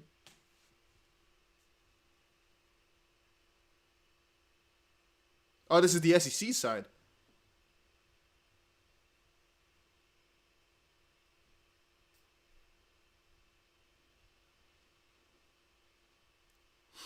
SEC arguing that they, Ripple, can ask the third parties already because they know who they are. And she wants to emphasize that anything that has to do with the speech and the intents of the speech,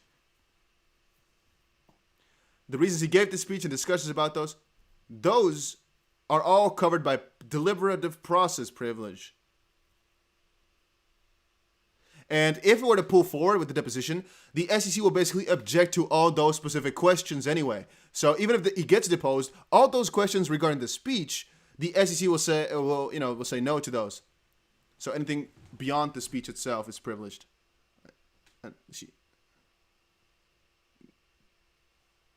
Gregory is now coming in. I think from Ripple side, maybe. I'm not sure exactly. Who is he from? There's an August 31st deadline for discovery. This guy is saying he wants the deposition to be done quickly because there's an August 31st.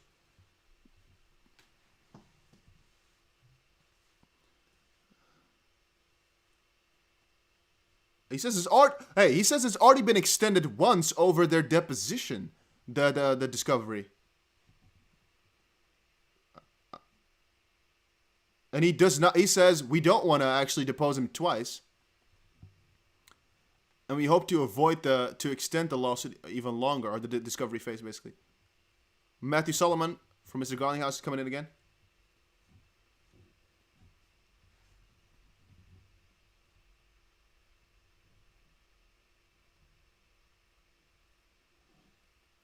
Oh, he's saying I wasn't gonna make this, but now SEC said it twice.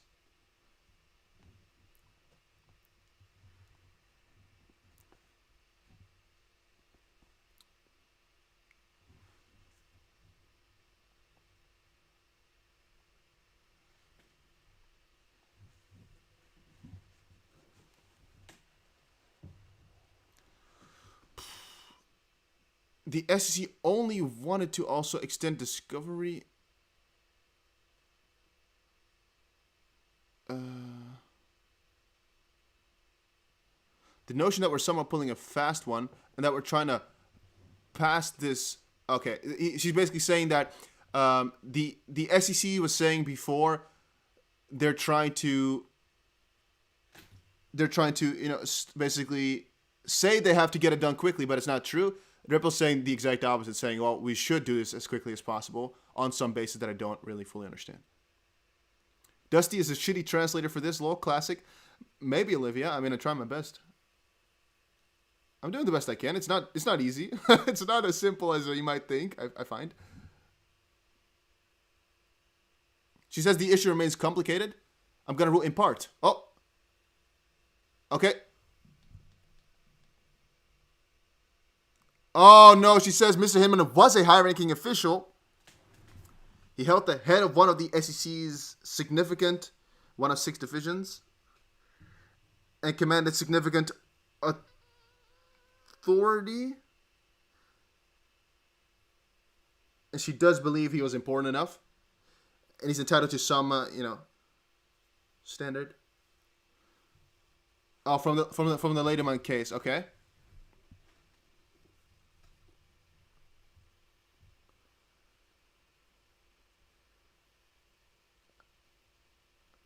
Oh, she also recognizes, though, that he's a formal official. And under a Mariah case, that's also a factor that she'll take in as to how she'll roll here. And this is not a run-of-the-mill SEC enforcement case. Obviously not. No, obviously not.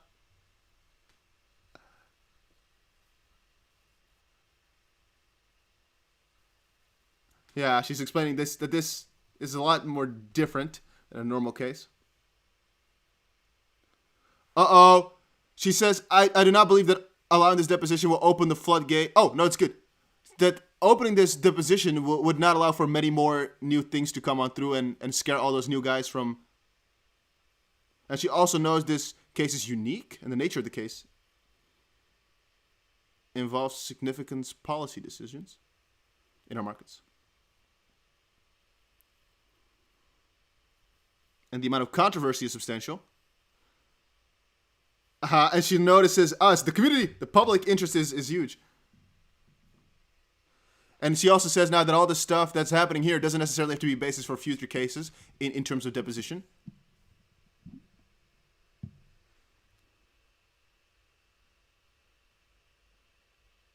Huh? Yeah. I'm going to authorize the deposition. I believe so. I believe she just said that. There's a separate question about privilege, and she's not disposed to allowing or requiring Mr. Hinman to sit twice. And there's a couple of ways we can go forward from here.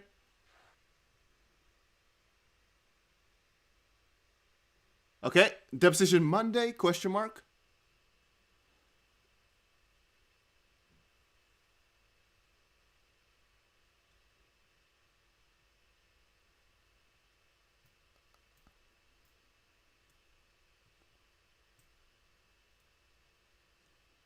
She's now calling the concerns about, the SEC directing some things not to answer on the process privilege. And she's saying there's a couple ways we could go about it. We could go with the deposition on Monday, and a record can be created. And the parties can come back to me if they'd like. And she's very much disinclined, given what we're talking about, to require Mr. Hinman to sit twice. And the second way is to have the parties try and work out some sort of agreement between them about the scope of the deposition. I get that very much so. That's really obvious. And obviously, if Ripple and the SEC can't come to a proper conclusion about some specific questions and whatnot. Oh no, specific areas of questioning. She doesn't want to actually go over any specific questions, but areas. And then get a ruling from her. This is most likely going to be the case then, I think.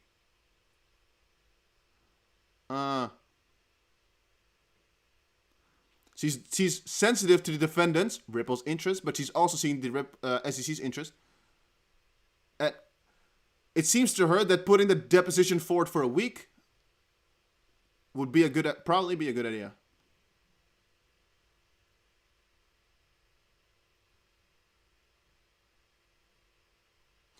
And she's hoping basically that tomorrow that SEC and Ripple can come together, kind of discuss what exactly they want to do from here on forward. And then SEC now saying, makes sense, the SEC says. And we'll meet with Ripple about it and report back to you. And Ripple now.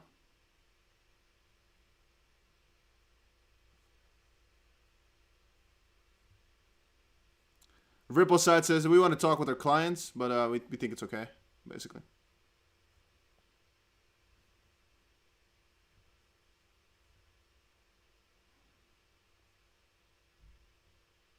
She's basically saying, okay, it's going to be going on. Oh, okay. Tomorrow afternoon, new letter. SEC/Ripple have to give a letter about what the plan is for the deposition on Monday. Or you may choose now to adjourn the deposition for a short period of time. And of course, like we said before, just come to a conclusion in some way, shape, or form about what you can discuss and whatnot. Either through themselves or through the judge. But she'll most likely not be doing any specific questions, but most likely just areas / setting some parameters about what is allowed and what's not allowed, because she does believe in some of the privilege. And but the parties, Ripple and the SEC, will have to give their opinion tomorrow. Somewhere tomorrow evening. Okay, SEC has nothing to say anymore, I think. Ripple has nothing to say anymore. Nobody's saying anything. What was that? Wait, who's this?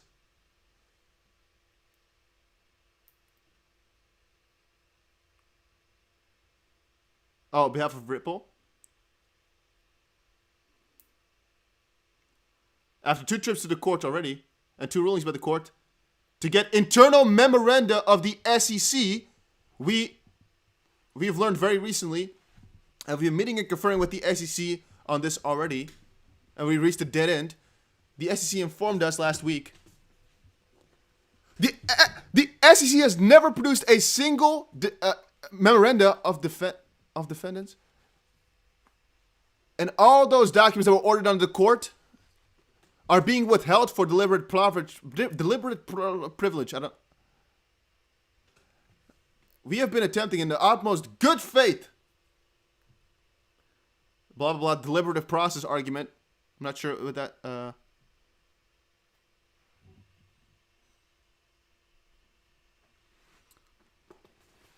Okay, she's saying, even if you hold back opinions, okay, but you can never hold back the facts about it. But even today at noon, they're withholding every single part of those internal memoranda about deliberative process, and they're not planning to give this out.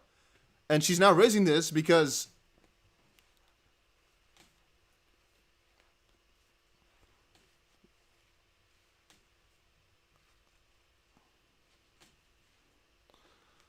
they have to talk a little bit later about this preliminary, I don't know the word for it anymore. Deliberative process. There we go. She's getting a little bit upset about this one. She's saying we need to discuss that a little bit later. But she's not arguing that the SEC is using that way too much. The deliberative process on everything. Way too broad. Because Ripple has tried a couple of times to reason on this in some way, shape, or form, but the SEC is not budging, basically.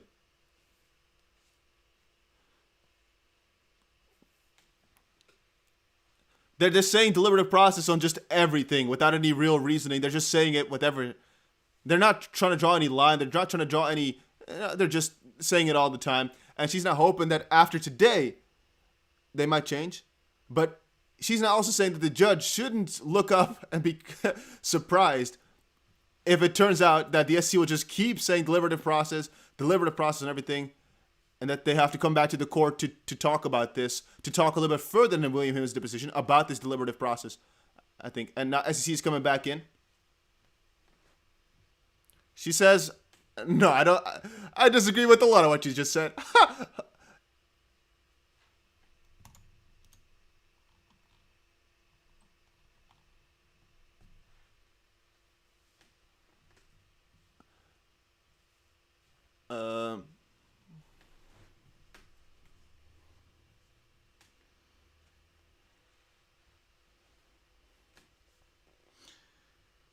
She's saying all these discussions, we should do at the same time. And she says, I do agree that it goes beyond Director Hinman. I don't know what that means. The Ripple side coming back in. I do think it makes sense to address this all at once. That's a response from Ripple to the SEC because the SEC put it up first.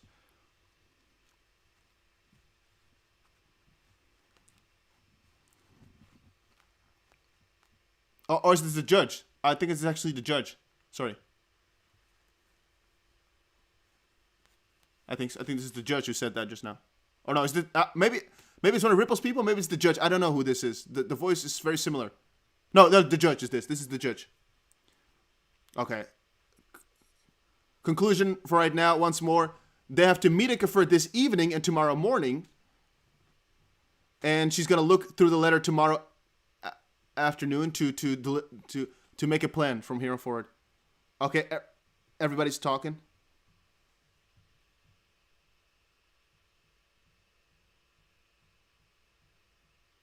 Ow, my freaking ears. Oh. Ow.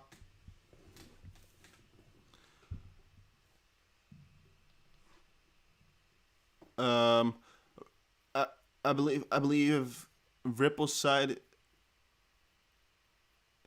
is now claiming they want some specific info about William Hinman's talks. Ripple's now saying if the SEC says that all the information about talks with third parties is privileged, then we're not going to be able to go anywhere Monday.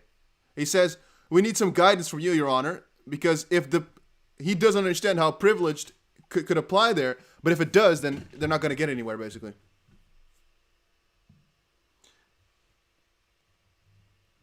His view would be if the SEC keeps that little line of saying that everything is privileged, then the Your Honor should rule on that right now. He says, I don't get how I could possibly be under that same privilege. That was Mr. Fluman about. Oh, the judge says, wrapping it up.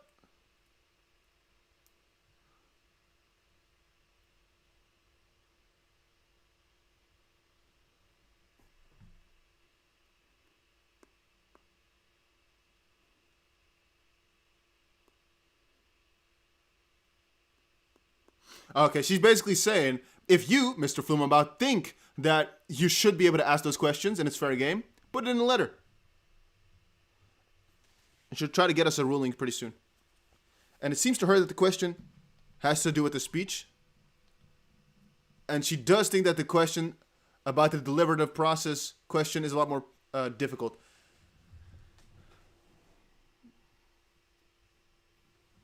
And it would be easy to make this ruling on the third party's discussion, but the deposition itself, if it were to be about that, would probably be too easy, would probably not fall under exceptional circumstance. But in her stance, this deposition is exceptional. What's the word? Exceptional? Because the major effect of that William Hinman speech, she recognizes the effect. That's what makes this deposition exceptional, and that's why she's authorizing it.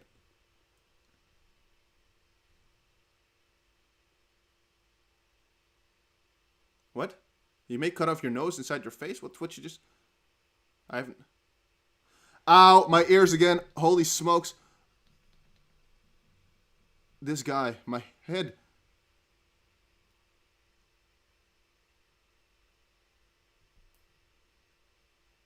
Oh, he's saying, this is Ripple's side again. He's saying, as an example, William Hinman talking with the Ethereum Foundation a week before his speech could have some extreme relevance.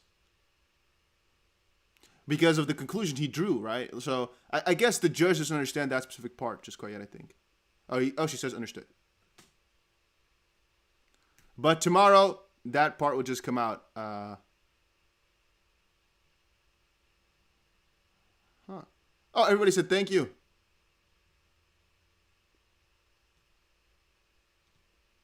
Has left the conference. Boys, we came to a conclusion. After 1 hour and 44 minutes, 100 of my dollars, we have reached a little bit of a conclusion. And the conclusion is William Hinman is going to be deposed. Most likely on Monday. Maybe not, but he is going to be deposed. So, little bro clap right there. My ears are just screaming in pain. Somebody left the conference. Yes, it is finished. Ow, I never want to hear that guy from Rippleside talk again. Ow, my ears. I listen, by the way, if you're wondering. I listen to this with my AirPods Pro on noise canceling, full blasting in my ears, full volume, because then I can talk over it in some way, shape, or form. The pain I had to endure here, severe, but we got it, boys. We got it. Woo! All right. We'll woke everybody up, most likely. What time is it? Oh, it's only 10:20. We're good. Neighbors should be fine. Hopefully no knocking at my door. Now, all we have to hope for, guys, is that no FBI guy is going to show up to my door and say, hey, you paraphrased too much of it. We're taking you with. But we tried our best. Conclusion, tomorrow, new document. Ripple and the SEC have to put both of these, have to put that up.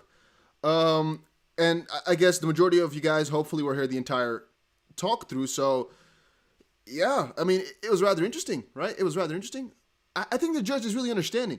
However, she did say a couple of negatives which I do not like, but let's wait for tomorrow evening for the part to come out which you really want to know about, which is what exactly can the Ripple side question the SEC for, right? What exact questions can they ask? And she said if it was only, for example, about the third parties and about who William Hinman discussed with prior to the speech, she wouldn't have given this entire deposition because that would be too easy to uncover.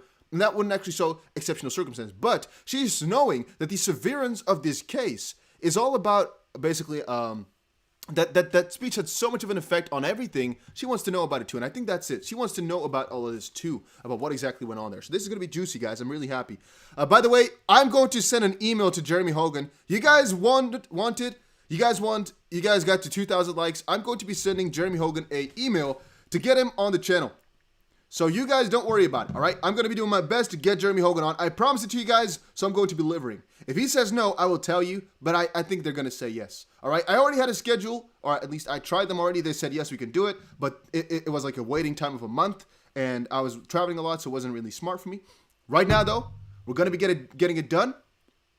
We're going to be getting it done. Going to be emailing Jeremy Hogan. If you guys want anybody else to be interviewed, let me know in the chat box right now, and I'll get it done for you. Why? Because I'm feeling it right now, right? I'm feeling it right now. John is in the chat too. Welcome, my man. But we'll get that done. And guys, make sure, as I've said before, that you subscribe to the channel. It is worth it. It is worth it. It is worth it.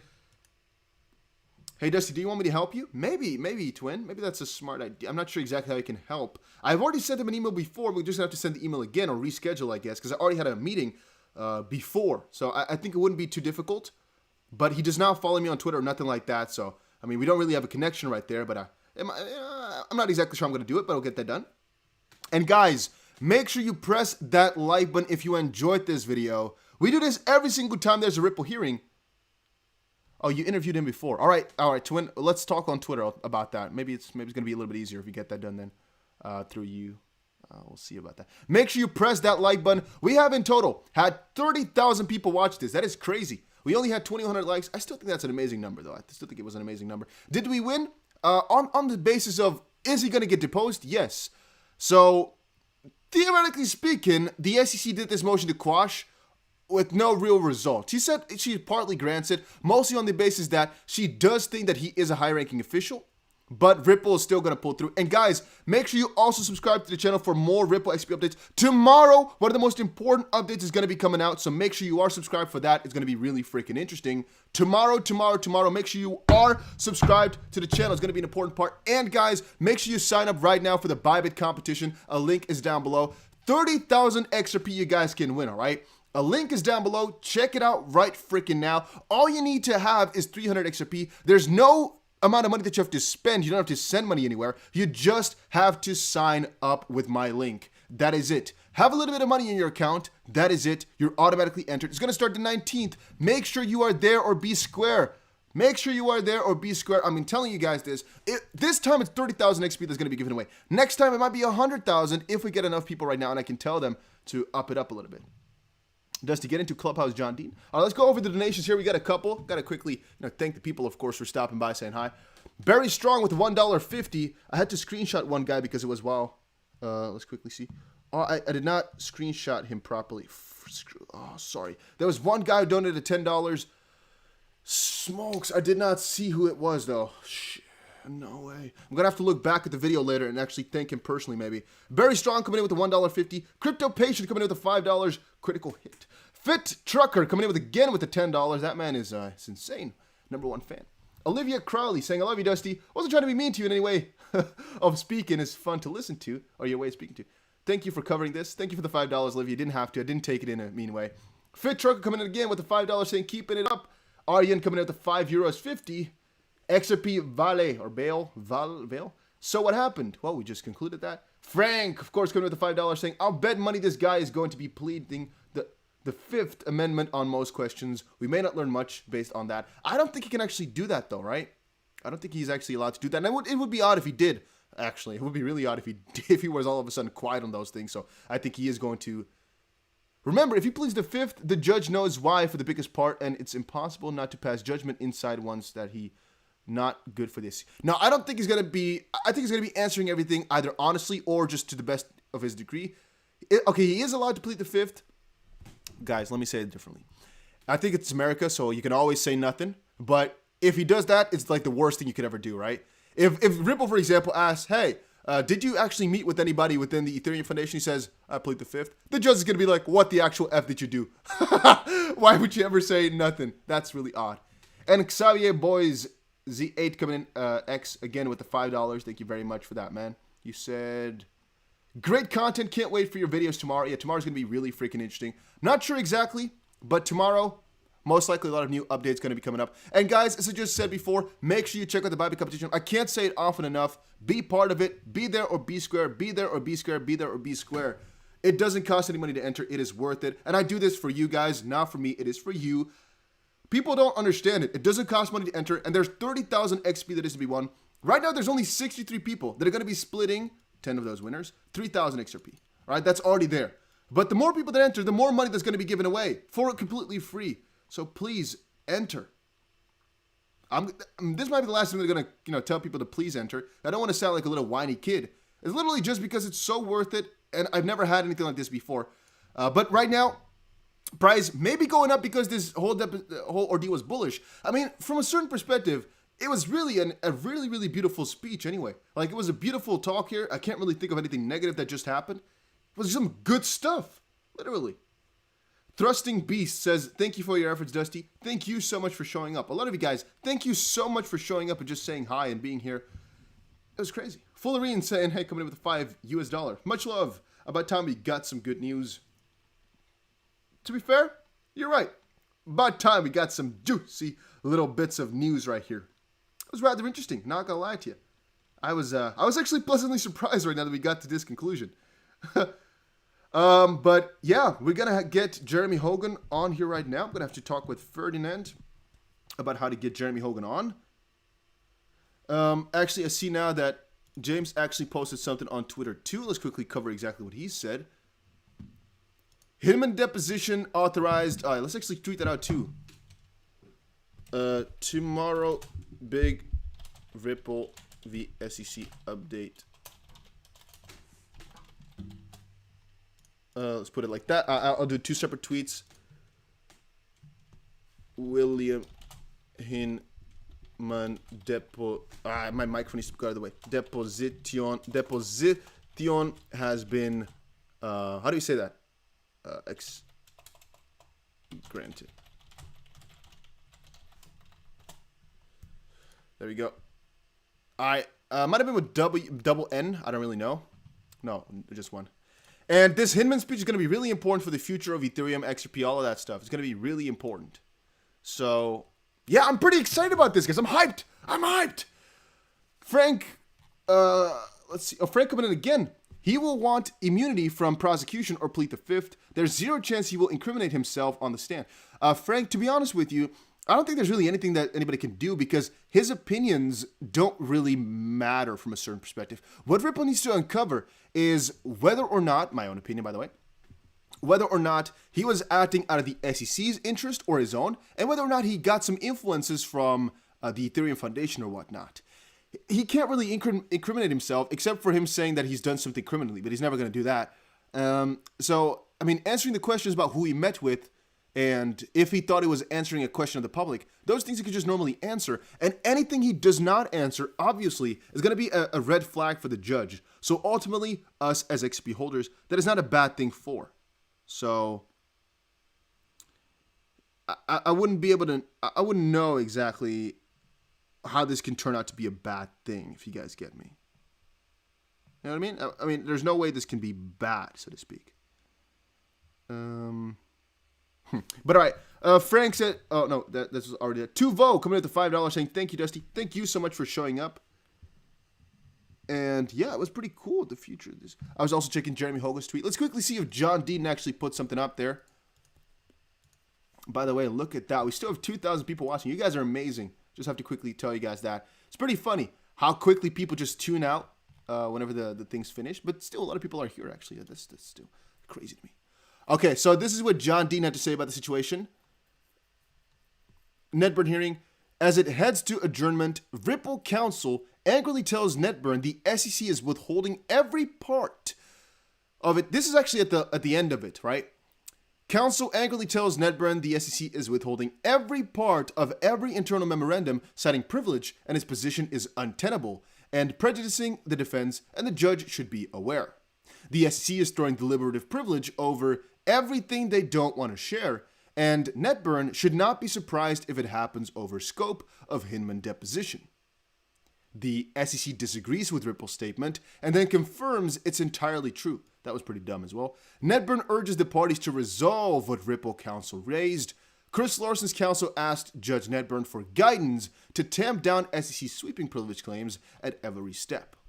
Nedburn impatiently says to put the disputes in letters to her and she will rule on them. She says the Ethereum speech is central to why she ruled to depose Hinman. She basically said that is why she gave a exceptional circumstance. Yo, Dusty, is the referral code a 5-digit number? Just making sure. Man, the referral code, just press the link that's down below there and you'll automatically be sent to this page. I'm not exactly sure what it's gonna show there, but you can always ask the support and you can always make a new account if it didn't work out properly.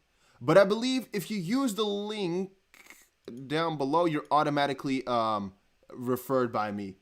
If it's not that way though, just ask the support about it and you'll still be fine. I'm just quickly checking. It says here nothing. But I believe if you sign up through the link, it should be fine. If it isn't, though, there's a second link down below all the time, and that one is for sure a referral link, so that won't work. It says $1,700 bonus. It's still only a $600 bonus. Quickly adjust that. This link right here should be good to go.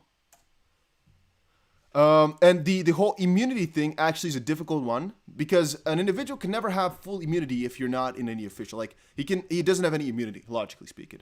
But on the questions as to what he will be asked, there's nothing which he can really incriminate himself with unless he's gonna really do some dumb stuff. If you know what I mean? Like he's gonna just say, "Yeah, I got paid to talk about this." He's gonna stab himself in the freaking neck. Well, he wouldn't do that. So from that perspective, no. I think he's just going to answer most of the questions, unless the SEC, first of all, basically says the no button. But that's stuff we're going to see tomorrow, though.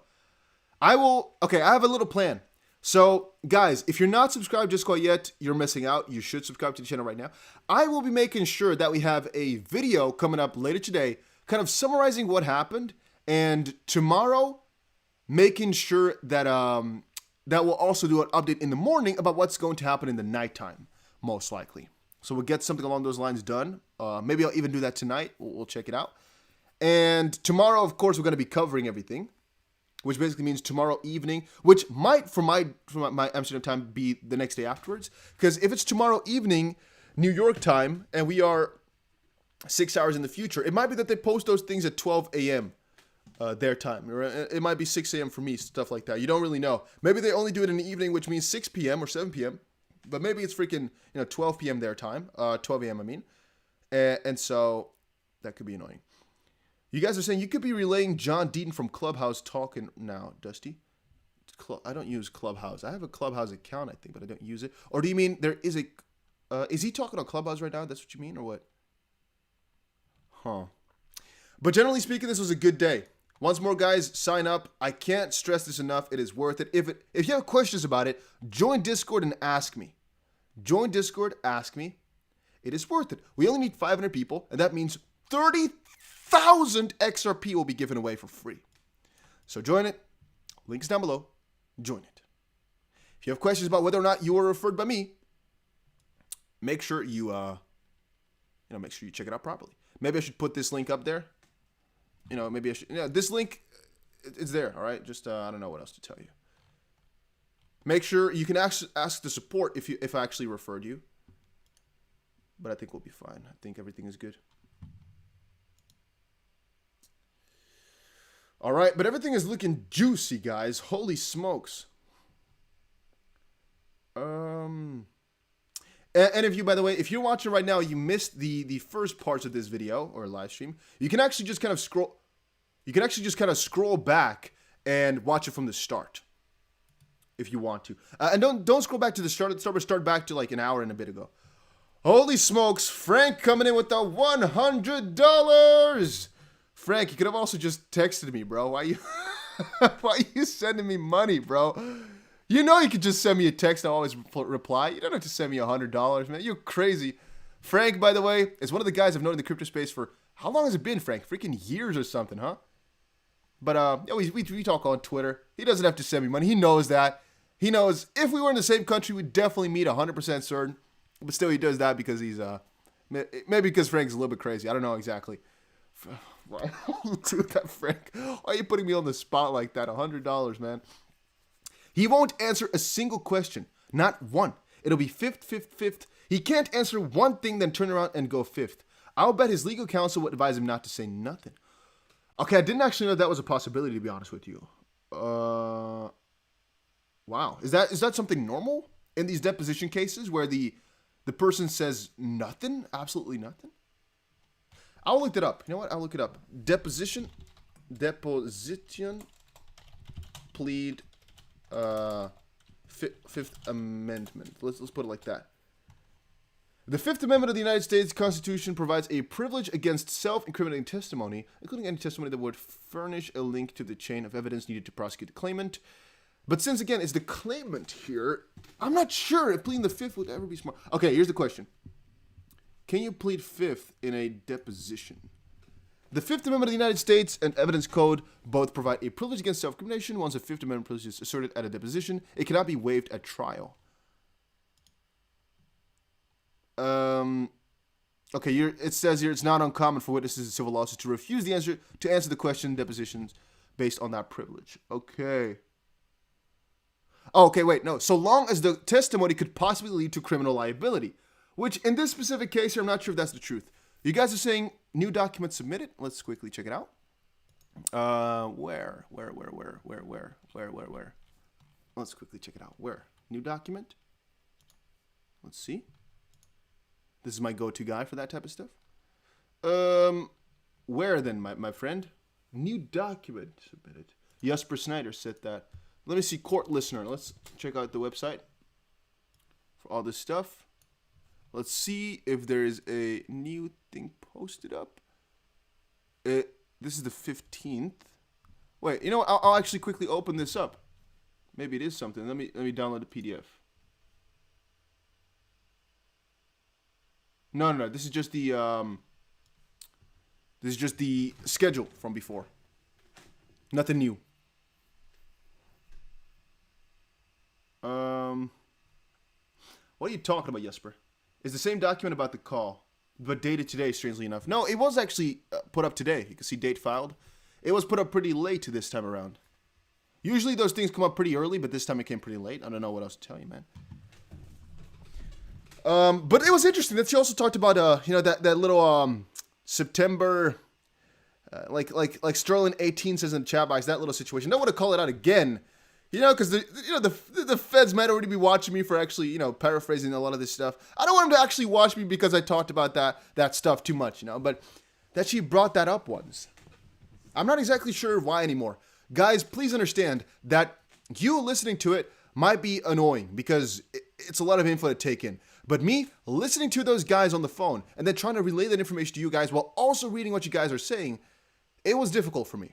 So to actually now remember everything that they said while also speaking over it and also listening, that's the most difficult part. So I'm going to have to either watch it back myself or I'm going to just have to kind of summarize in my mind right now by reading a lot of these things what exactly happened once more, then make a video about it, and then I'll be sure to remember. If I make a video about it, I'm certain to remember. But if I just, in a stream like this, it's not easy for me, man. So I don't even know exactly here anymore what the 9... Okay, so let's do the other way around.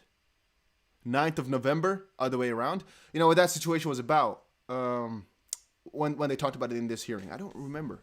I can't recall. Dusty, you did great, man. I couldn't do what you did during the call of facts. Xavier, thank you so much for the support, man. You know what? I'm going to make you a moderator too, man. I think you're a nice guy. Add moderator. I think you're a nice guy. I believe in you. Sometimes when people are given, such nice words, I'm like, yeah, this guy's not going to do the channel any harm. And you also donated a couple of times, I believe. Yes, you did, I think. Yeah, Xavier Boys 5, and I think you donated even twice today. Yeah, I trust you with that one. Another one, if I see him again, is Fit Trucker.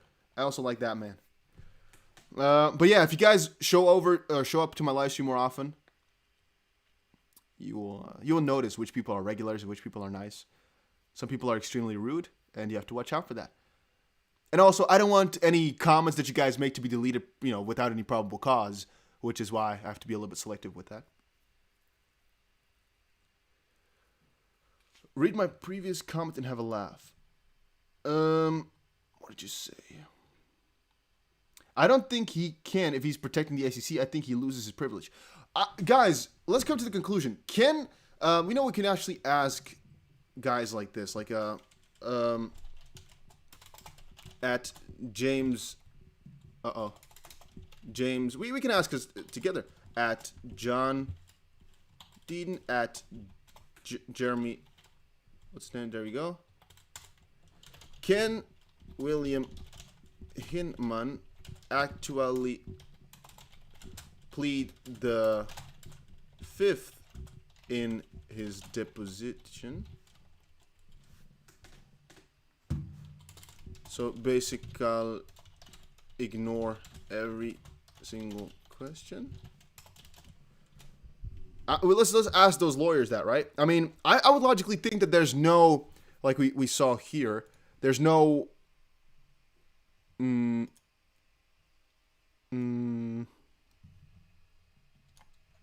I'll also copy this in.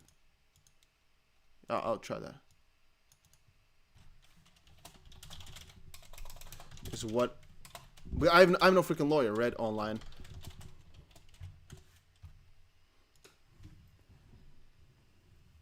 Okay, let's now wait.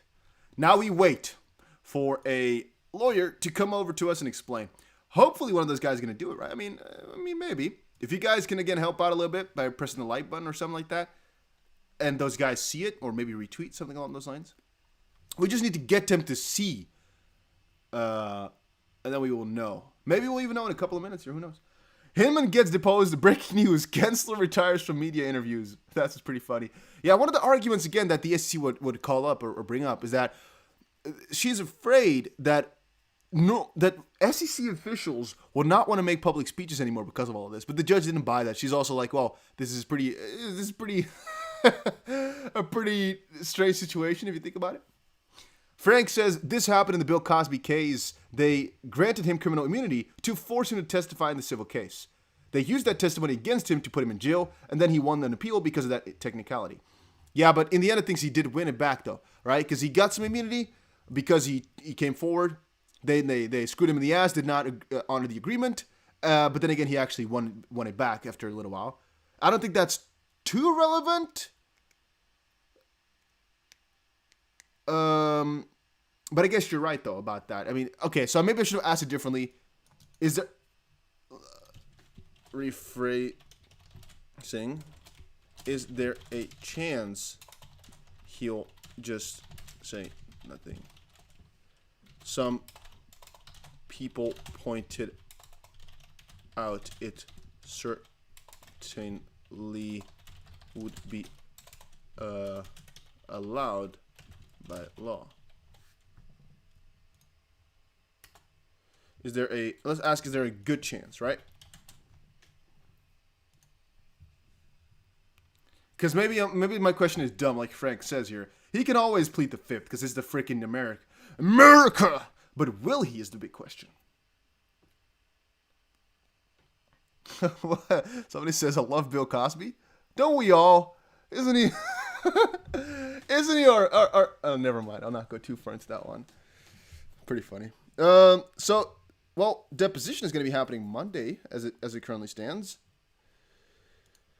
By the way, I'll also tweet that out. Deposition is going to be on Monday unless objected,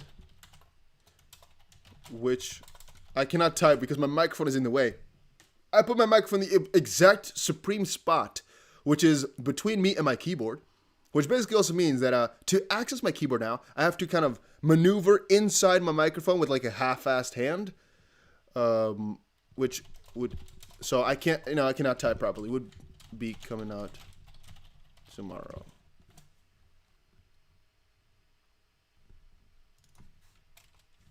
There we go. This Monday. All right, bada boom, bada bang.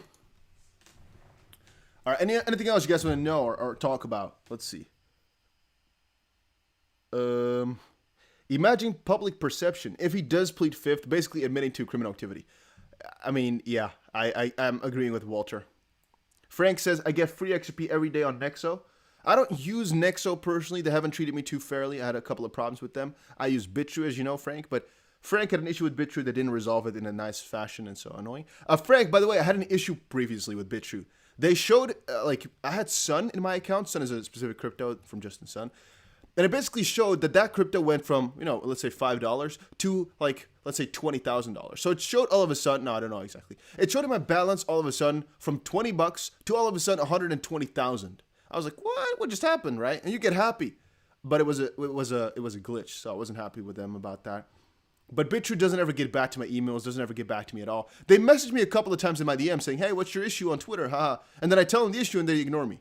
So screw those guys in that respect.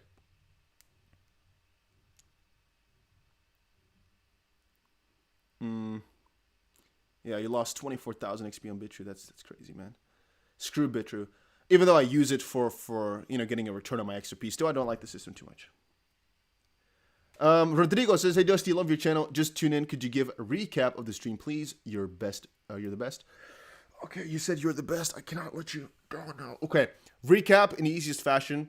Deposition is going to be on Monday. Tomorrow we'll get the SEC and Ripple to put up a letter to basically go over what exactly they think the process from here should be. And I'll cover that in another video coming out later today to quickly make sure you guys know everything. But it's mostly tomorrow that we're going to have to be watching for, because the judge only granted it in part. She wants to know from the SEC and Ripple side whether or not they actually agree with the schedule. But the baseline being, yes, he's going to be deposed. The exact conditions, though, we don't know about.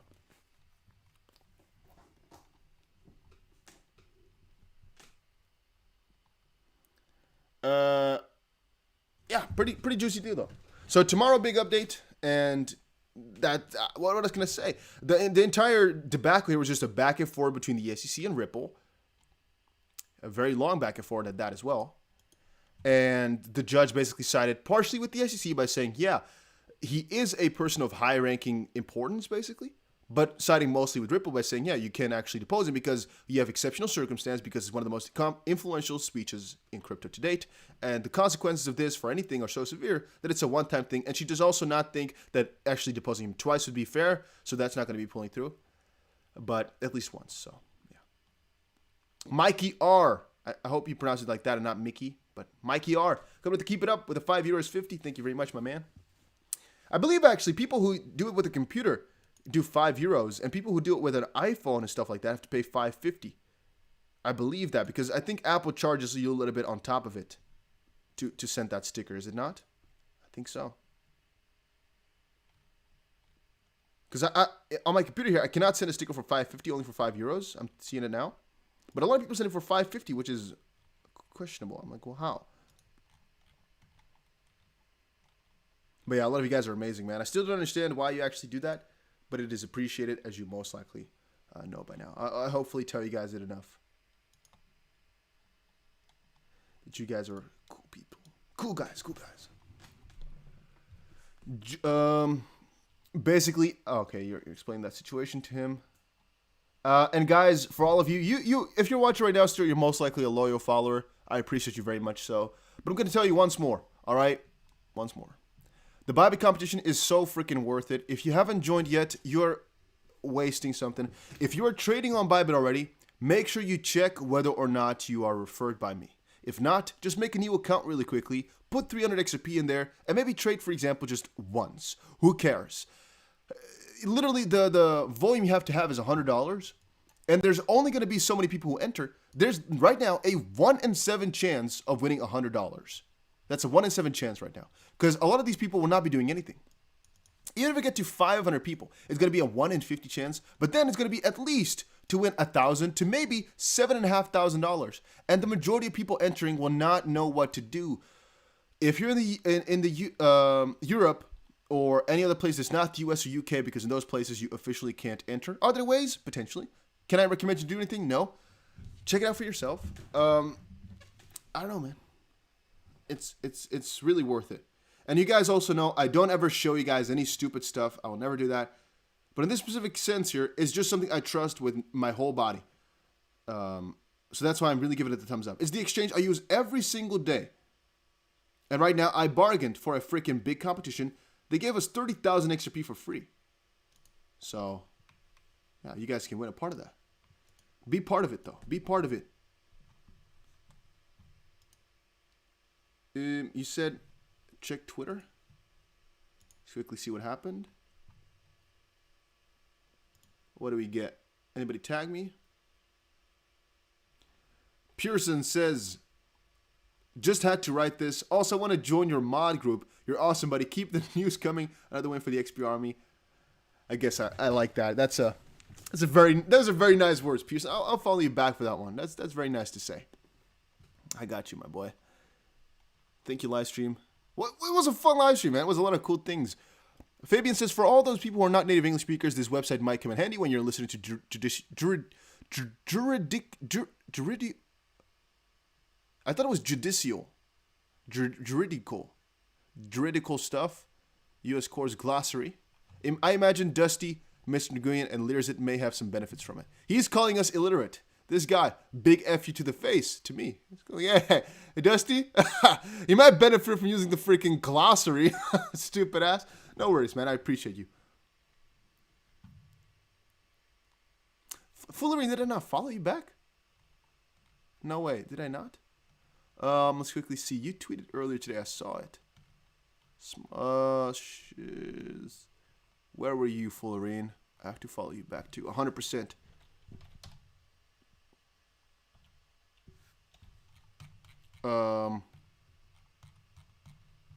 Well, there goes you. Okay, I can't find you right now, but whenever I see you again, Fullerine, I'll follow you back, bro. Don't worry about it. Of course, I gotta have you, man. Judicial, yeah, I thought so. Dear Dusty, was GSX a scam? I bought as well. To be honest with you, I still have all my GSX. I haven't sold a single penny. And I'm just sitting in Bitmart, I believe, is where I have my money sitting. Or no, I actually don't think I actually have taken the majority of my GSX out of the freaking initial buy-in. The guy who was part of the team, I used to talk with the guy like almost every single day. And even the founder, he sent me videos of stuff, the freaking stuff in Africa and whatnot, all those things. They invited me and the Run guys, I believe, over to come check out those mines. The Run guys even went there. I didn't really reply anymore to them for like the invitation. But now I don't hear anything from those guys anymore. I texted him a couple of times. He didn't reply. Is this a scam? No, it's still the same thing. But we're not really getting many updates anymore, which is annoying. So I haven't given it up a little bit. The majority of my money is still in the exact same spot because the price right now is at a comfortable level. But yeah, it's not the best. It's not the best thing I've ever bought, to be honest with you. Not too happy with the results right now of that specific crypto. Be smart. You really think Garlinghouse wants to make you rich? Get real. No, I don't think so. I don't think Garlinghouse wants to make us rich, but who cares about that? Who cares about what Garlinghouse wants to do for us? I don't. I mean, I don't care what Garlinghouse wants. Obviously, they have a lot of XP. We have XRP. So there's a common goal right there, right? There's a common enterprise to some degree. So, no, we don't need Garlinghouse to want to make us rich. If that were to be the case, we'd be in a little bit of a predicament. Any update on today's case? Just wait. A little bit later today, I'll just make an update for anybody that's, confused or worrying about the situation. We've had that a couple of times now where people are like, Dusty, please, just update us again. While I've just given a summary of a summary of a summary of a summary, I'll have to make another video just going over everything that happened. Otherwise, people will not get it. And I'll keep getting the exact same question time and time again. I should actually put up a little, because I have more videos planned here. Let me see what I got actually for you guys. Let me see. I'll put this up, 757. All right. Can I find it then? All right. Let me see what I can actually do for you guys. Give me 1 second. Live redirect. Can I find it? Oh, I need to go here first. Let me go to my own little thing right here. I'm doing something in the background. I'm hoping not to bother you too much. Let's do Premiere. There we go. Let's try to find it now. Can I find it, please?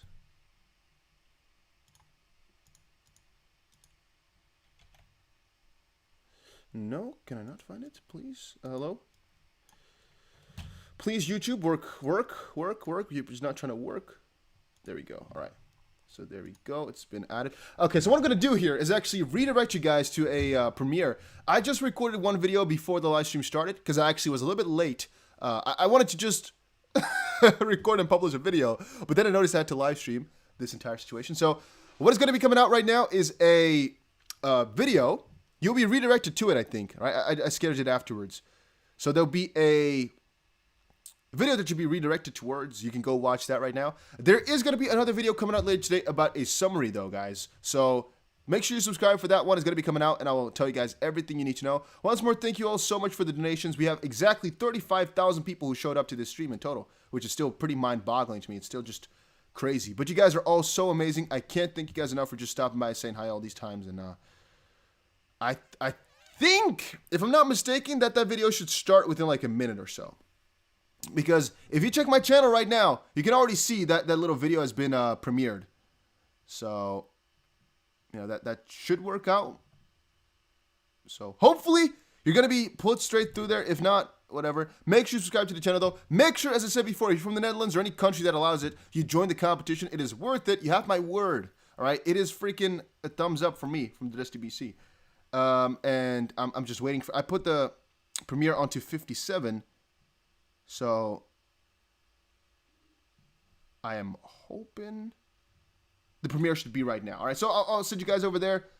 If you can't find it, just refresh my channel right now. There should be a video running on there right now. All right, so check that video out. You must watch it right now on my channel. New video just published. Check it out or stay here, and I think you'll be redirected towards it. So thank you guys all so much for joining.